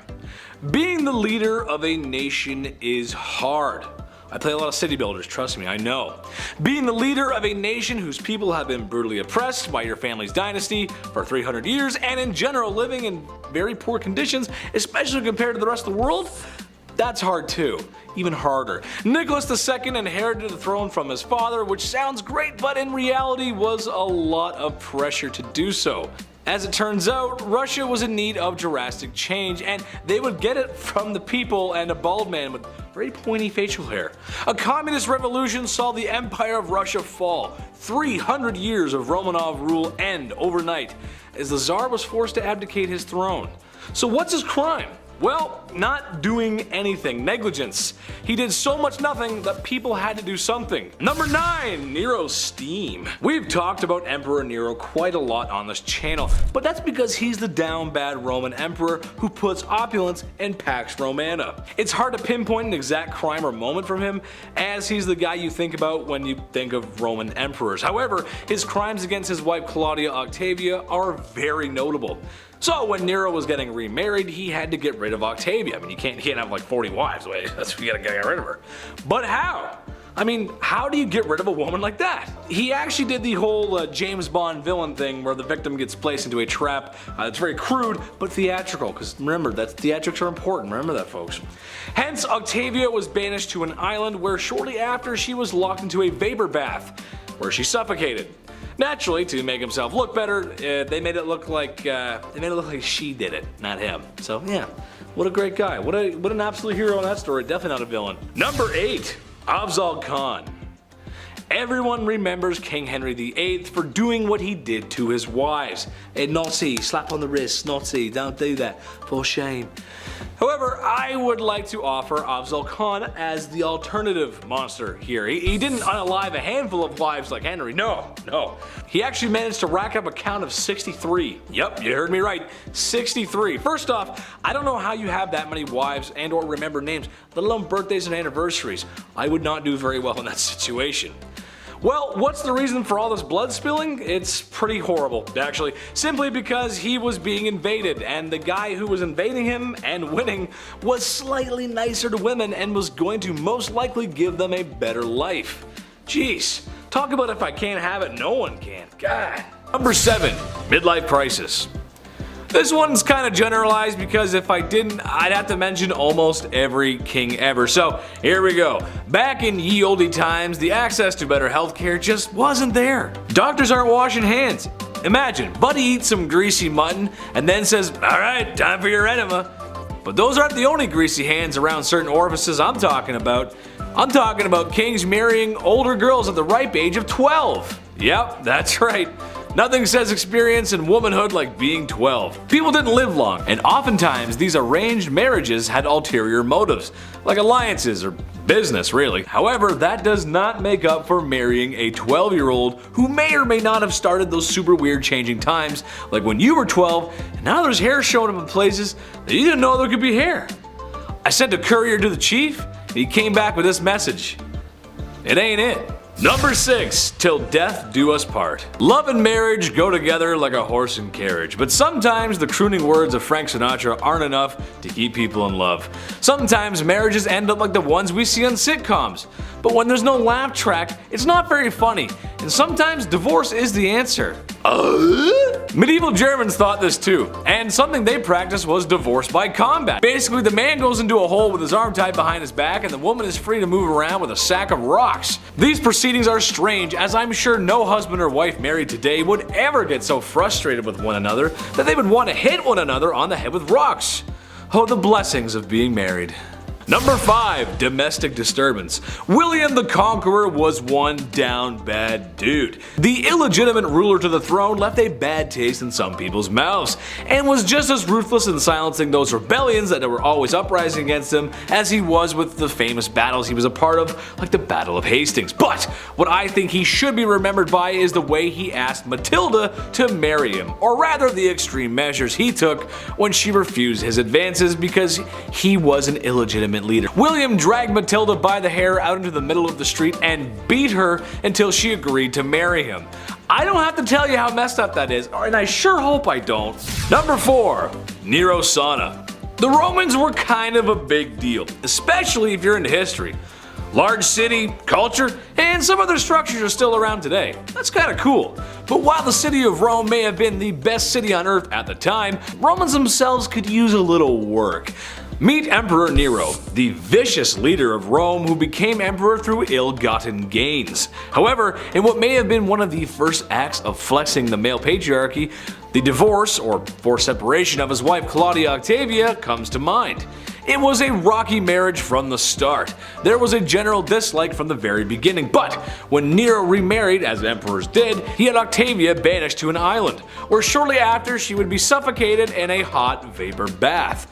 Her demise was sad for most Romans. Oh yeah, and they tried to make it look like she did herself in. That's messed up, man. Number 3, pedestal. I think in a healthy relationship, you ought to put your partner on a pedestal sometimes. Maybe your partner is drop dead gorgeous. A promising athlete, really enjoys collecting stamps. You go, little rock star, collect those presidential stamps. However, Emperor Caligula of Rome had some other ideas. He would literally put his wife, who he claimed to love, up on a pedestal stark naked and let his friends in the military gawk and glare at her. He would also say to her that he could end her life whenever he wanted and put a knife against her for no reason. Weird flex, but okay. This guy was awful to everyone as he tormented and unalived so many people. Well, you sure wouldn't want to see his face everywhere, as he liked to do just that. Built statues of himself everywhere because after losing your family to his tyranny and looking at his wife, you need to know who's responsible for all this. That's messed up. Number 2, Duzong Duzong Duzong. That wouldn't really be a great fraternity name, would it? Well, the Emperor of Duzong of China would think differently, as when he was in charge, that's pretty much what the royal court looked like. Enough drinking to keep AA in meetings for 100 years, and enough ladies of the evening to... Well, I don't have a joke for this one, but there were a lot of them, trust me. Having massive parties like that and enjoying the company of other women is not how you respect your wife. To make matters worse, it seemed that too much partying may have been a bad thing, who would have thought? As what he made up for in a fun weekend he lacked in governing, as the Mongols were at his front door, or gate rather. Eventually his empire would burn to the ground. All thanks to alcohol, and many women who laid down for their lives, literally. Number 1, side piece. Look, I enjoy the company of a woman just as much as the next king sits on his throne. But in my opinion, once you find a wife, it's time to settle down, relax. No more crazy parties like Duzong. This is another generalization, but every king did this. Every king in the past has had mistresses, as if that is a totally okay thing to do to your wife and oftentimes the queen of your kingdom. I'm a reasonable guy, so maybe I can see having your side piece waiting in the wings to be stage center, but It's never one, is it? It's always multiple. Ladies of the past, all I can say is make sure you give birth to a boy and watch your back. They're coming for you. Number 10, King Charles I. You can put any king down on this list, really. People weren't as kind and loving as we are now. Or well, less cruel, I guess. King Charles was no different from any other, a monarch sniffing his own farts up in his castle, doing his very best to snuff out religious groups that he didn't agree with.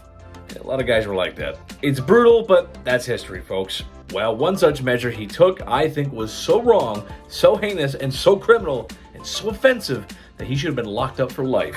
During the 1600s, this man, in an effort to curb religious views, outlawed Christmas. Yeah, that's right. Outlawed Christmas. That means no gifts, no tree, no Santa Claus, no turkey, no stuffing, no nothing. This was quickly dissolved after he was removed from office.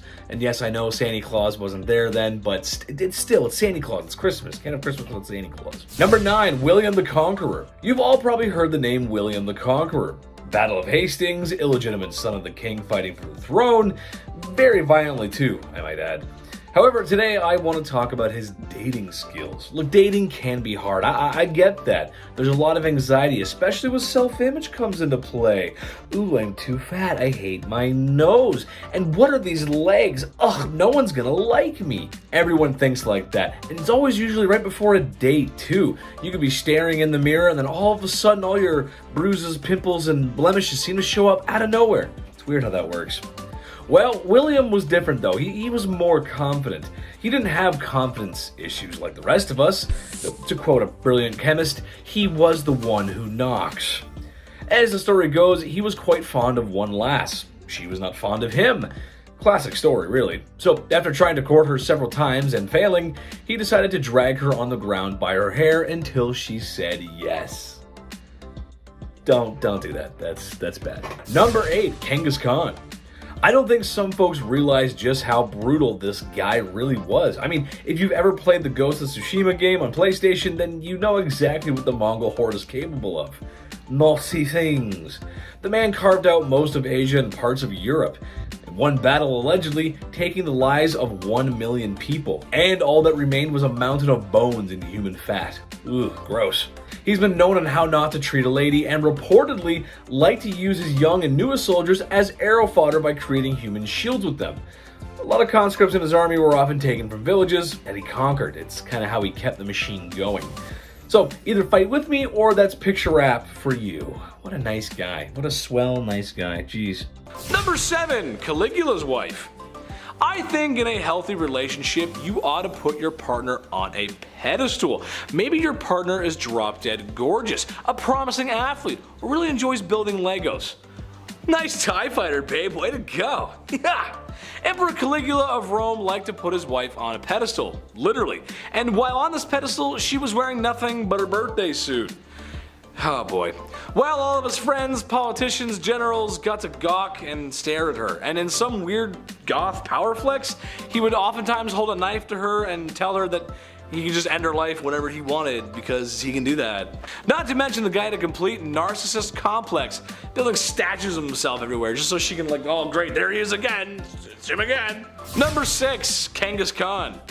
I bring the man up again because he's responsible for so much loss, so much blood spill, so much pain. Sure, they were effective warriors and archers, but they were brutal, dude, especially him. They took what they wanted when they wanted, and it said that he was responsible for so many lives lost that it affected the carbon footprint of the planet. Dude, that's insane. That is literally insane. Also to note his treatment of rather mistreatment of women. YouTube won't let me say much, but I can tell you that these ladies were not inviting him into their bedrooms. It wasn't good. As it stands today, because of his bedroom misconduct, his DNA still lives on. 5% of men worldwide share his DNA. Number 5, Pedro of Castile. Pedro of Castile was doing as the European monarchs do.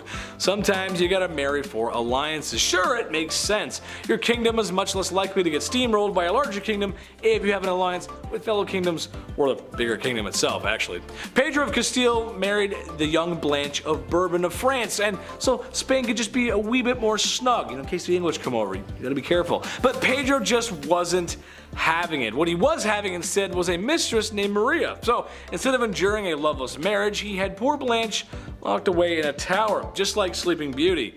Except a handsome prince was not coming to rescue this damsel in distress, but a man with a black hood and a sharpened axe. You know what I'm talking about. As Pedro had her unalived. I was gonna make a joke about Rapunzel and let down some hair so she could make an escape, but I mean that's just awful, really. Imagine being locked up in a tower for so long. Sure, I love the indoors, but you gotta let me out at some point, Chief. Do you think I get food delivery apps to work up in a tower? Because otherwise you have to let me out, dude.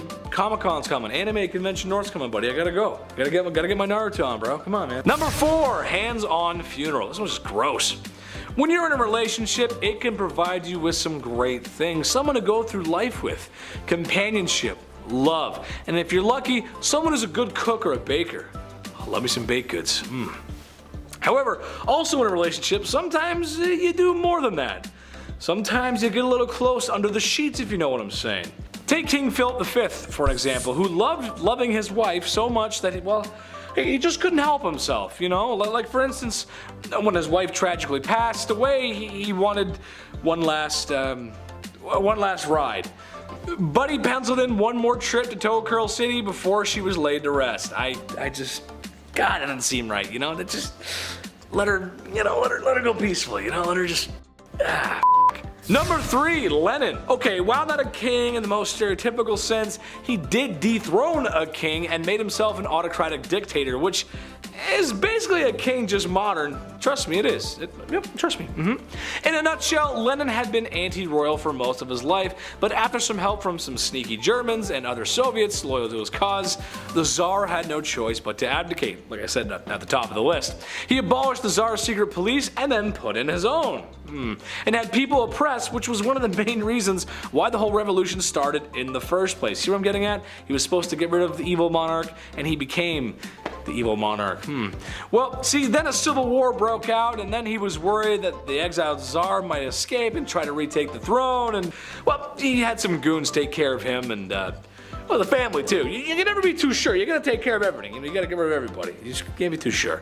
Number 2, Pope John XII. For those who aren't very religious like myself, the Pope is the big one. He's next to God, and for a minute there, he was the most powerful man on earth. Seriously, I mean, this guy could crown kings. He's the king of the Vatican and the king of kings in the Holy Scripture. It's kind of serious. And today he's got a really cool car for parades. The Popemobile is pretty sick, not gonna lie. However, Pope John XII was anything but a sweet old man who delivers the holy messages from God. This Pope was doing a lot of anti-Pope behavior, if you will. Now I for one wouldn't care if the man had a girlfriend or a glass of wine. Heck, some rules need to be changed, but this Pope was most known for his lavish, adult-themed parties, and was known for getting hangovers. It got so bad at one point, it started a war. Number 1, not so slick shady. Marshall Mathers, Eminem, the king of rap, and named king of hip hop by Rolling Stones magazine. Hence he's the king, I gotcha. Despite what you think of the man's lyrics, especially vulgarity, he's an excellent wordsmith and could write rhymes that would leave you tongue twisted. However, I don't think it would come to anyone's surprise that the man's got a few charges under his belt, especially the way he talks about Kim. There's a couple bad things said about her, I don't know. Back in 2001, arguably the peak of his career, Eminem assaulted somebody in a nightclub after getting fresh with his wife. He got 2 years probation. Maybe he is saying the things he's saying in those songs. Maybe he's telling the truth. I don't know. Starting off this list at our number 10 spot, we have Ivan IV, more commonly known as Ivan the Terrible. He was the son of Vasily III, who is the Rurikid ruler of the Grand Duchy of Moscow. After his father's death, however, at just 3 years old, Ivan was named the Grand Prince, and by the time he was 16, he was declared as the Tsar or Emperor of Russia, officially establishing the Tsardom of Russia. Ivan and his reign are certainly known for the transformation of Russia from a medieval state to an empire, but not without a huge cost to the people of Russia, as well as a hit to the long-term economy. Ivan has been described as being intelligent and devout, but also prone to paranoia, rage, and episodic outbreaks of mental instability that only increased the older he got. One of the main points of extreme violence and viciousness was the massacre of Novgorod, which saw the deaths of an estimated 2,000 to 15,000 people, as well as a shocking amount of acts of extreme, violent cruelty. In the later years, like I mentioned, his violent tendencies only got worse, which led to him doing things like striking his heir in the heat of an argument so badly that it left him with brain damage. In the end, Ivan the Terrible met his demise from a heart attack in 1584. Yeah, they say that impaling hundreds of people every day isn't great for the heart health. Someone should have let him know about vitamins and minerals, or maybe some good cardio-heavy exercise. I don't know. In our number 9 spot today, we have Leopold II. As the second king of the Belgians, Leopold has been said to be responsible for the deaths of somewhere between 2 to 15 million people. Yeah, million. It wasn't in Belgium that he committed his atrocious acts, however. It all started when he claimed himself to be the founder and sole owner of the Congo Free State, which was a private project he undertook on his own. Leopold loved colonialism. He wanted to colonize everything he possibly could, and this is why he started the International African Society, which he used to travel to Africa, claim land that obviously wasn't his, and we're not talking about a small piece, we're talking about land that is several times the size of Belgium, and many countries just let him do this and allowed him to freely rule this land. This is definitely already bad enough, but of course things only got worse. Leopold had his own private militia that he used to force the indigenous population into hard labor. While Leopold was doing this, of course, for economic reasons, he also was just doing this because he was a messed up guy. He was terrible. He made those who lived here harvest and process rubber, and the punishments for those who didn't harvest enough for him were extremely severe. Not to mention, it is also said that sometimes he would just inflict harm because he could. Eventually, a stop needed to be put to his wrongdoings, but of course he was going to do everything he could to hide some of the horrors he did. The entire archive of the Congo Free State was burned, and he told his aide that even though the Congo had been taken from him, quote, "they have no right to know what I did there." The Congo was taken from him, but remained under the rule of Belgium in 1908 until the Congo was given independence in 1960. As for Leopold, well, he remained the ruler of Belgium until his death in 1909, but the secret was out now, and no one liked him. In fact, his funeral procession was booed by the crowd because everyone was angry at him for the things that he had done. In our number 8 spot today, we have Qin Shi Huang. While this leader is often credited with creating the first unified Chinese empire, the Qin dynasty, these accomplishments didn't come cheap. When he came to power in 221 BCE, he strictly followed 7 principles, which not only pushed for severe punishment, but also acted in contraries and issued unattainable orders. He also is said to have been extremely paranoid about the power of the educated, which led to him burning books so that no one could ever learn what was in them, and he also killed 460 Confucian scholars in just 1 year, which some claim was because they were unable to make him immortal. Huang wanted not only to establish a transport system, but also build a wall to keep out enemies, and this meant that he had to relocate at least 120,000 families. He declared that all would be equal under one law, and then taxed everyone heavily, and because of these heavy taxes as well as the insane labor that was expected to create the wall and the transport system, thousands of people were overworked, starved, and perished. He also had laborers create a massive tomb for him, complete with 8,000 life-size terracotta warriors and horses, which you may be familiar with because now it is rumored to be an extremely haunted place. I mean, an evil ruler's resting place? Yeah, of course it's haunted. Number 7, Galizo Maria Sforza. This guy was just bad. Like all bad. Not like Deadpool where he does some bad stuff for good reasons, anti-hero kind of guy. This guy's just straight bad, straight evil. In one story of the Disturbed King, he had a rival's hands chopped off. No more tennis matches. He left prisoners in hanging cages, and even had a priest that made a prediction about him that he didn't find all too flattering in prison with little food and water. It got to the point where the man had to eat his own refuse. So if you cross Galeazzo Maria Sforza, don't do it. Number 6, Ivan the Terrible. I'm not that familiar with Russian history before the year 1900, but there is a lot to unpack. It's not all Lenin and hammers and sickles and such.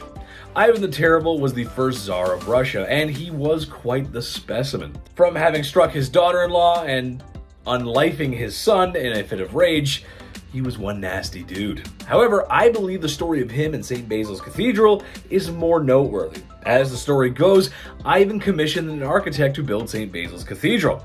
If you've ever seen it, you know how gorgeous it is. All the onion palace buildings and whatnot, you know what I'm talking about. Ivan was so impressed with the architect's work that he had his eyes gouged out so that no one could ever build another structure or gaze upon another structure as magnificent as the cathedral. That's hardcore, dude. That's pretty hardcore. So if you do a bad job, he probably would have got rid of you, and if you do a good job, he'll still get rid of you. Number 5, Ferdinand I of Naples. This one is so strange, I can't even, I have to mention, I cannot not say it. In a nutshell, Ferdinand looked normal, just your average European king. I mean, what could be wrong about this guy, right? He looks pretty normal. Well, the guy was basically Buffalo Bill. Ferdinand liked to keep his enemies close, taken after a little bit of Michael Corleone. However, so close that oftentimes dinner guests would mysteriously disappear and end up not breathing. Afterwards, they would be mummified and pickled and dressed as if they were still alive. He would then invite more guests over for dinner to show them what could happen if they crossed him. He would open the doors and show them a sick dinner-esque area play thing of people dressed up, and that's what bad people do. That's what Buffalo Bill would do. That's gross. We don't like that. Number 4, Henry VIII. Are you even surprised he's on this list? I mean, come on, it's Henry VIII. But I support all healthy marriages, and I support healthy divorces. Sometimes things just don't work out, but that doesn't mean you have to go all Johnny Depp on the situation. There's better ways to work things out. Well, in Henry's case, it may not be televised on national TV, or global TV in this case. It was more like Edward Scissorhands, if you will. Henry VIII is famous for dealing with his wives. When the church would not grant him the divorce he so wished for, he removed his wife's head from her body. And then he remarried and divorced another, and then another one lost her head and then divorced another, and then finally he passed away and the wife lived on. It makes sense, sure, that's... All I'm saying is the man went a little too far, that's all I'm saying, just a little bit. Number 3, John, King of England. This is the dude who wrote the Magna Carta, which for legal students everywhere is like Planet Krypton. It's where it all starts. The whole Superman, the law, everything. It's the basis of everything. Besides Hammurabi's Code, of course. Well, it's not like he signed it very enthusiastically, and the man really wasn't the nicest. He's also known for taking 22 of his most noble knights and throwing them away in a dungeon until they starved and didn't wake up for, well, no breakfast. He betrayed his brother, Richard the Lionheart, the very famous Richard the Lionheart, who also wasn't very nice either, and is suspected of being the mastermind behind the de-lifing of his nephew. Ooh, talk about family scandal. Number 2, Napoleon Bonaparte. I know, hear me out though. The story of France and Napoleon is one for the history books. I mean, really, it's so strange. Imagine a country that violently overthrows its king and queen, and then while in the middle of that, which could be described as the worst political strife in history, you then go to war, which, if you know how it's not a good idea. You're probably going to lose. Except Napoleon didn't lose. Napoleon took France to war like 5 times within a short time period and won most of them. It's pretty good. Well, good for winning, not good for the people that didn't make it. That's when he declared himself Emperor of France and kind of lost his way, which it's stupid because it defeated the whole purpose and point of the revolution and the democracy that the people were so fighting for. Eventually, the international community caught up with him and banned him to an island twice. Because he came back and said, I'm back, and then, no, back to the island. Go back. You're going back. Number 1, Elvis Presley. Look, I know, it's Elvis, but he's the king of rock and roll, man. You can't go wrong with Elvis. Plus, it kind of works too, because I think people have a really good image of him, but he actually wasn't. You'll see. He is the king of rock and roll, to be fair, and he's more famous than any king on this list, actually. But the king of rock and roll isn't so squeaky clean, and certainly not a stranger to crime and scandal. At some points in his career, you could find him excessive drinking and using illicit substances, if you will. He might have had to put on those jailhouse rocking denims, well, for real. Back in 1956, at the peak of his fame, really, Elvis got into a physical altercation with 2 gas station attendants after fans began to crowd him. It was a messy situation, and he was actually up on charges of battery and disorderly conduct. Not a good look for the king, baby. The king's got to stay clean. Kicking off the list at number 10, A Goodnight Kiss. We'll start off funny, okay? History can be funny sometimes, even when it's not meant to be, and it's meant to be completely serious. I can't help but read this information and laugh. Royals were sweating constantly about people trying to take them out, of course. I mentioned Boy Jones on here a few times. That guy stalked the Queen over and over for years. Historically, these royals have been on the lookout for enemies, and the way that they prevent these attacks, yeah, sometimes it can be a little funny. Like the kissing sheets, for example. Have you heard about this weird position in the castle? What an odd job this is. A great deal of monarchs hired taste testers to make sure nobody poisoned their ale, which is, pretty lousy job there. Either having a good day or a bad day, no in between. But they also had a guy kiss the king's sheets every day. He just kissed the entire bed. The king size, may I remind you, massive bed. King Henry VIII, this guy hired somebody to literally just go in, get snuggled up, and just make sure the king's bed wasn't poisoned. There's nothing on it that's gonna make the skin go all ouchy. But he would just get in his bed and just go to sleep for a bit. You are required to make the king's bed every morning, of course, and before he gets back in, you gotta get in and kiss that bed, man. You gotta kiss that bed real good. Mwah, mwah, let's go. Mwah. All right, time to clock out for the day. Mwah, one more for good luck. Clothes as well, that was touched. Maybe not kissed, but it was for sure worn and touched. It's so weird. Guys wearing my clothes in my bed. No way, I'd rather get poisoned. Like, yo, take my jeans off. Who is that guy? Get back here. Like, imagine marrying that king and it's like, oh, hang on, before we get snugged in, this guy has to go and kiss your sheets. She's like, ew, what? Why does my sheets smell like breath? Everything smells like breath. Number 9, enemas. We gotta talk about perhaps one of the worst sights to see in the household. Back in the olden days, enemas were the talk of the town. Well, rather, the palace. Like most things in the 1400s, only the rich could afford the enema supplies. Specifically, King Louis XIV. Guy loved enemas. Just big old fan of enemas. It's believed that over the course of his life, Louis XIV received thousands of enemas. Thousands. It's a lot of decimals. Decimals for enemas. In just 1 year, Louis received 212 enemas. Like, guy, that's like 112 too much, I'd say. I don't know. He would always take it a step further, and dare I say, a step fancier, by using almond milk for the enemas. Imagine being married to a guy and he pulls out almond milk and you're like, oh no, not again. Come on, Louis, please, I just ate. Number 8, no bathing in this house.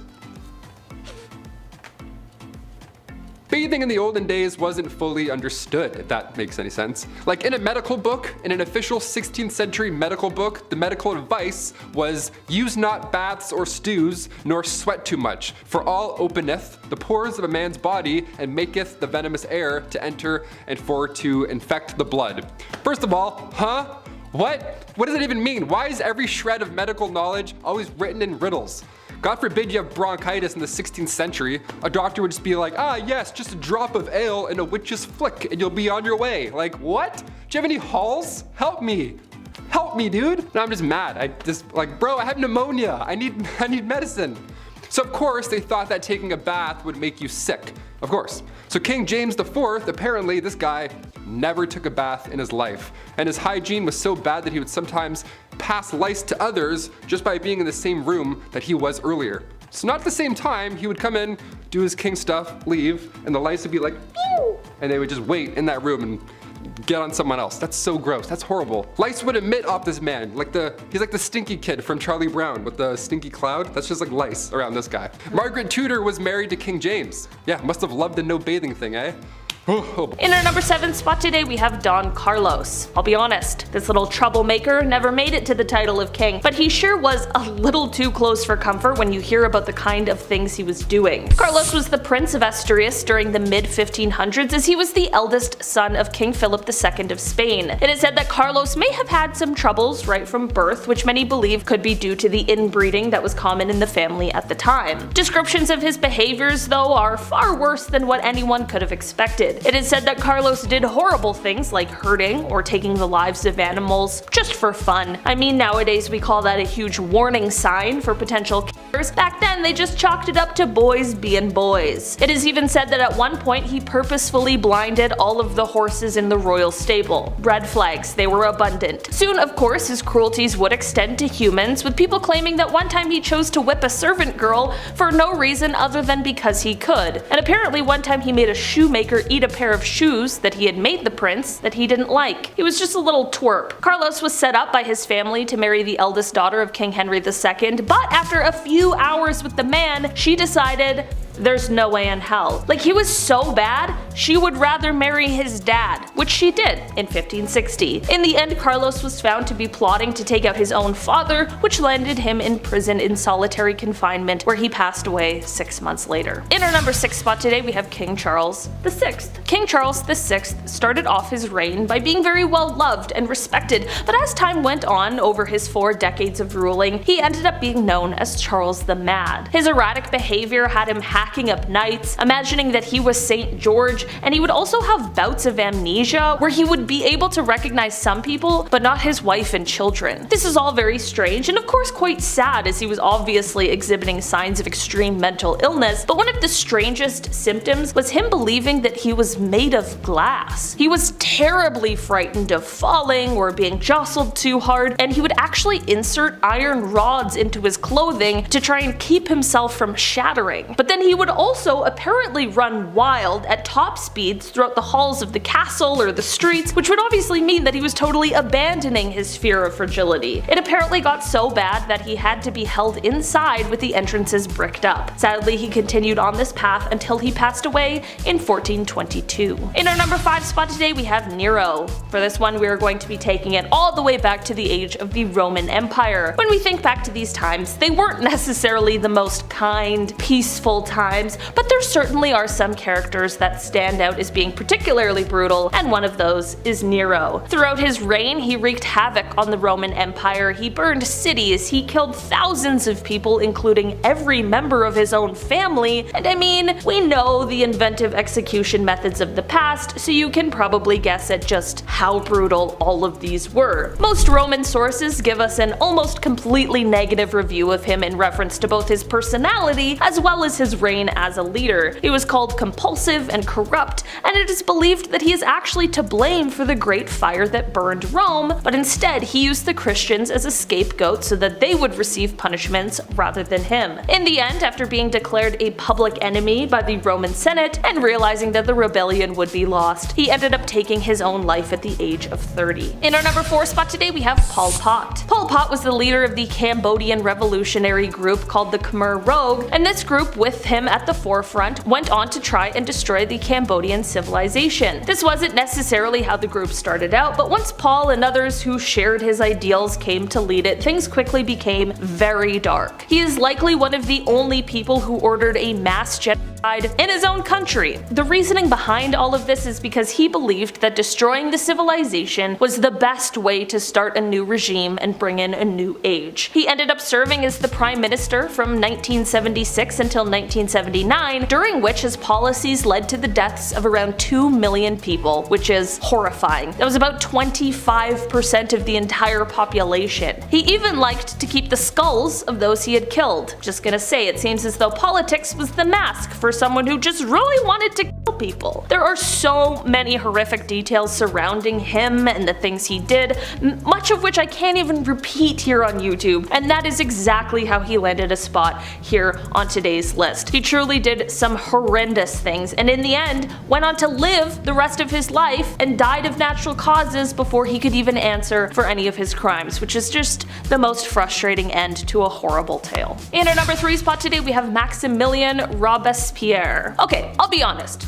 This is quite a polarizing one. Maximilian, on one hand, was great. He advocated for universal suffrage, for unrestricted admission to national posts, and he was against racial and religious discrimination. Especially in the time he ruled in, this was huge. Of course people were against him, but in our modern views, he was way ahead of his time in these beliefs. On the other hand, however, he was extremely violent and was the leader during most of the French reign of terror that happened during the Revolution. It is said that during this time he was responsible for imprisoning somewhere around 300,000 and killing somewhere around 40,000. During the Revolution in 1793, he was elected head of the Committee of Public Safety, and from that point on, any voice that was in opposition to the change that was happening was struck down and silenced by him. Throughout the years, his ego and power only grew, which led to him being a little too quick to use the guillotine, his favorite execution method. He was getting a little too cozy with that thing, so much so that he began to use it even on people who had, at one time, been his allies. We saw this clearly when it came to the execution of George Danton, who Maximilian had executed after he suggested maybe